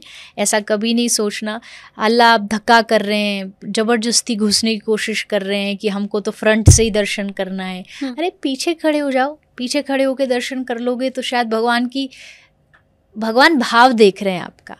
मैं ये नहीं कह रही कि जो VIP दर्शन कर रहे हैं वो गलत हैं, सही है, लेकिन ये नहीं सोचना, ये मन में धारणा नहीं रखना कि हम आगे जाके दर्शन करेंगे तभी भगवान को हम देखेंगे। अभी मैं जगन्नाथ जी गई, जगन्नाथ भगवान की कथा में ऐसा कई बार आता है, एक दासिया बावरी नाम का भक्त था, उसको अंदर घुसने नहीं दिया गया, वो बाहर बैठा बैठा बस भगवान को नारियल प्रसाद चढ़ा रहा है, और वहाँ अंदर जगन्नाथ जी के मंदिर में, जगन्नाथ जी के मंदिर के पीछे वो नारियल के जो बाहर का खोखला होता है वो मिला, वहाँ बैठा बैठा वो चढ़ा रहा और वहाँ भगवान ने स्वीकार कर लिया। तो जो देने वाला होता है उसको तो मंदिर में एंट्री करने की भी ज़रूरत नहीं हो, तो बाहर से ही भगवान को भी दर्शन कर लेगा। हाँ, कुछ सुविधाओं के लिए ये VIP दर्शन बनाया गया था, जो लोग मजबूर हैं, जिनकी कुछ पॉपुलैरिटी ज़्यादा है कि वो क्राउड में जाते हैं। हमारे साथ भी अक्सर होता है कि भाई थोड़ा वो लोग जानते हैं तो मंदिर में पैर छूना शुरू कर देते हैं, जबकि वो अमर्यादा है, क्योंकि भगवान के सामने आप किसी का पैर नहीं छू सकते, आप भगवान के सामने उनके साथ सेल्फी नहीं ले सकते। तो अच्छा ये कि वो एक कोने से चुपचाप जाएं और दर्शन करके चुपचाप निकल जाएं। बट उस VIP दर्शन का आजकल कुछ गलत उपयोग भी किया जा रहा है कि पैसे वाले होने के कारण, अभी रिसेंटली एक लाल बाग के राजा जो हैं उनकी एक वीडियो सामने आई थी कि धक्के दे दे के और बहुत अभद्र तरीके से उनको वहाँ से भगाया जा रहा था। आई थिंक वो बहुत गलत है। नहीं है टाइम, हम भी जानते हैं, बहुत भीड़ होती है, मंदिर परिषद की मजबूरी होती है कि इतने लोग को कैसे कंट्रोल करना आसान नहीं है, कोई हादसा ना हो जाए। बट जिस तरीके से उनको फेंका जा रहा था, भगाया जा रहा था, वो भी ठीक नहीं है। तो उसको थोड़ा हमें ध्यान में रखना चाहिए। इससे फिर लगता है कि नहीं, ये VIP ट्रीटमेंट बहुत गलत है, क्योंकि आप उसमें भेदभाव कर रहे हो, जबकि भगवान के दरवाजे पे कोई भेदभाव। इतना तो हो कि शांति से प्रणाम करते हुए एक बार देख लें और फिर उसके बाद आगे बढ़ें। अच्छा, विवाह के बाद का अब जो आपका जीवन है, आप उसे अब ज़्यादा बेहतर मानती हैं या पहले वाला ज़्यादा खूबसूरत था?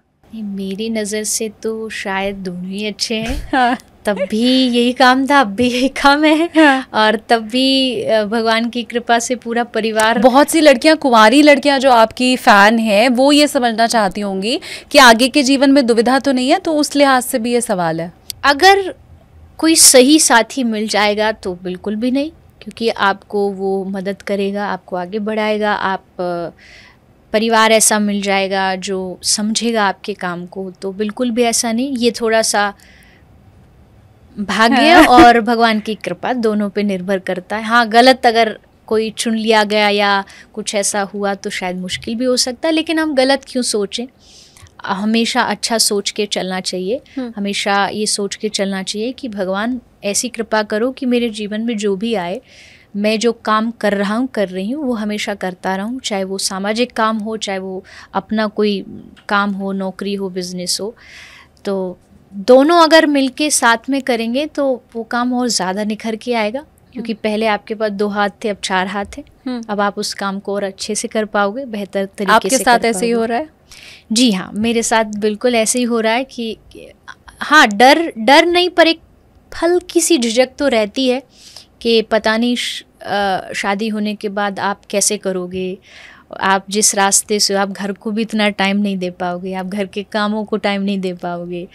बट भगवान की कृपा रही कि सब जो मेरे इन-लॉज़ हैं, माता जी हैं, पतिदेव हैं, सब बहुत समझ है, उनको पता है कि नहीं, इसका काम ये है और ये काम फर्स्ट प्रायोरिटी है, ये काम करना ज़रूरी है।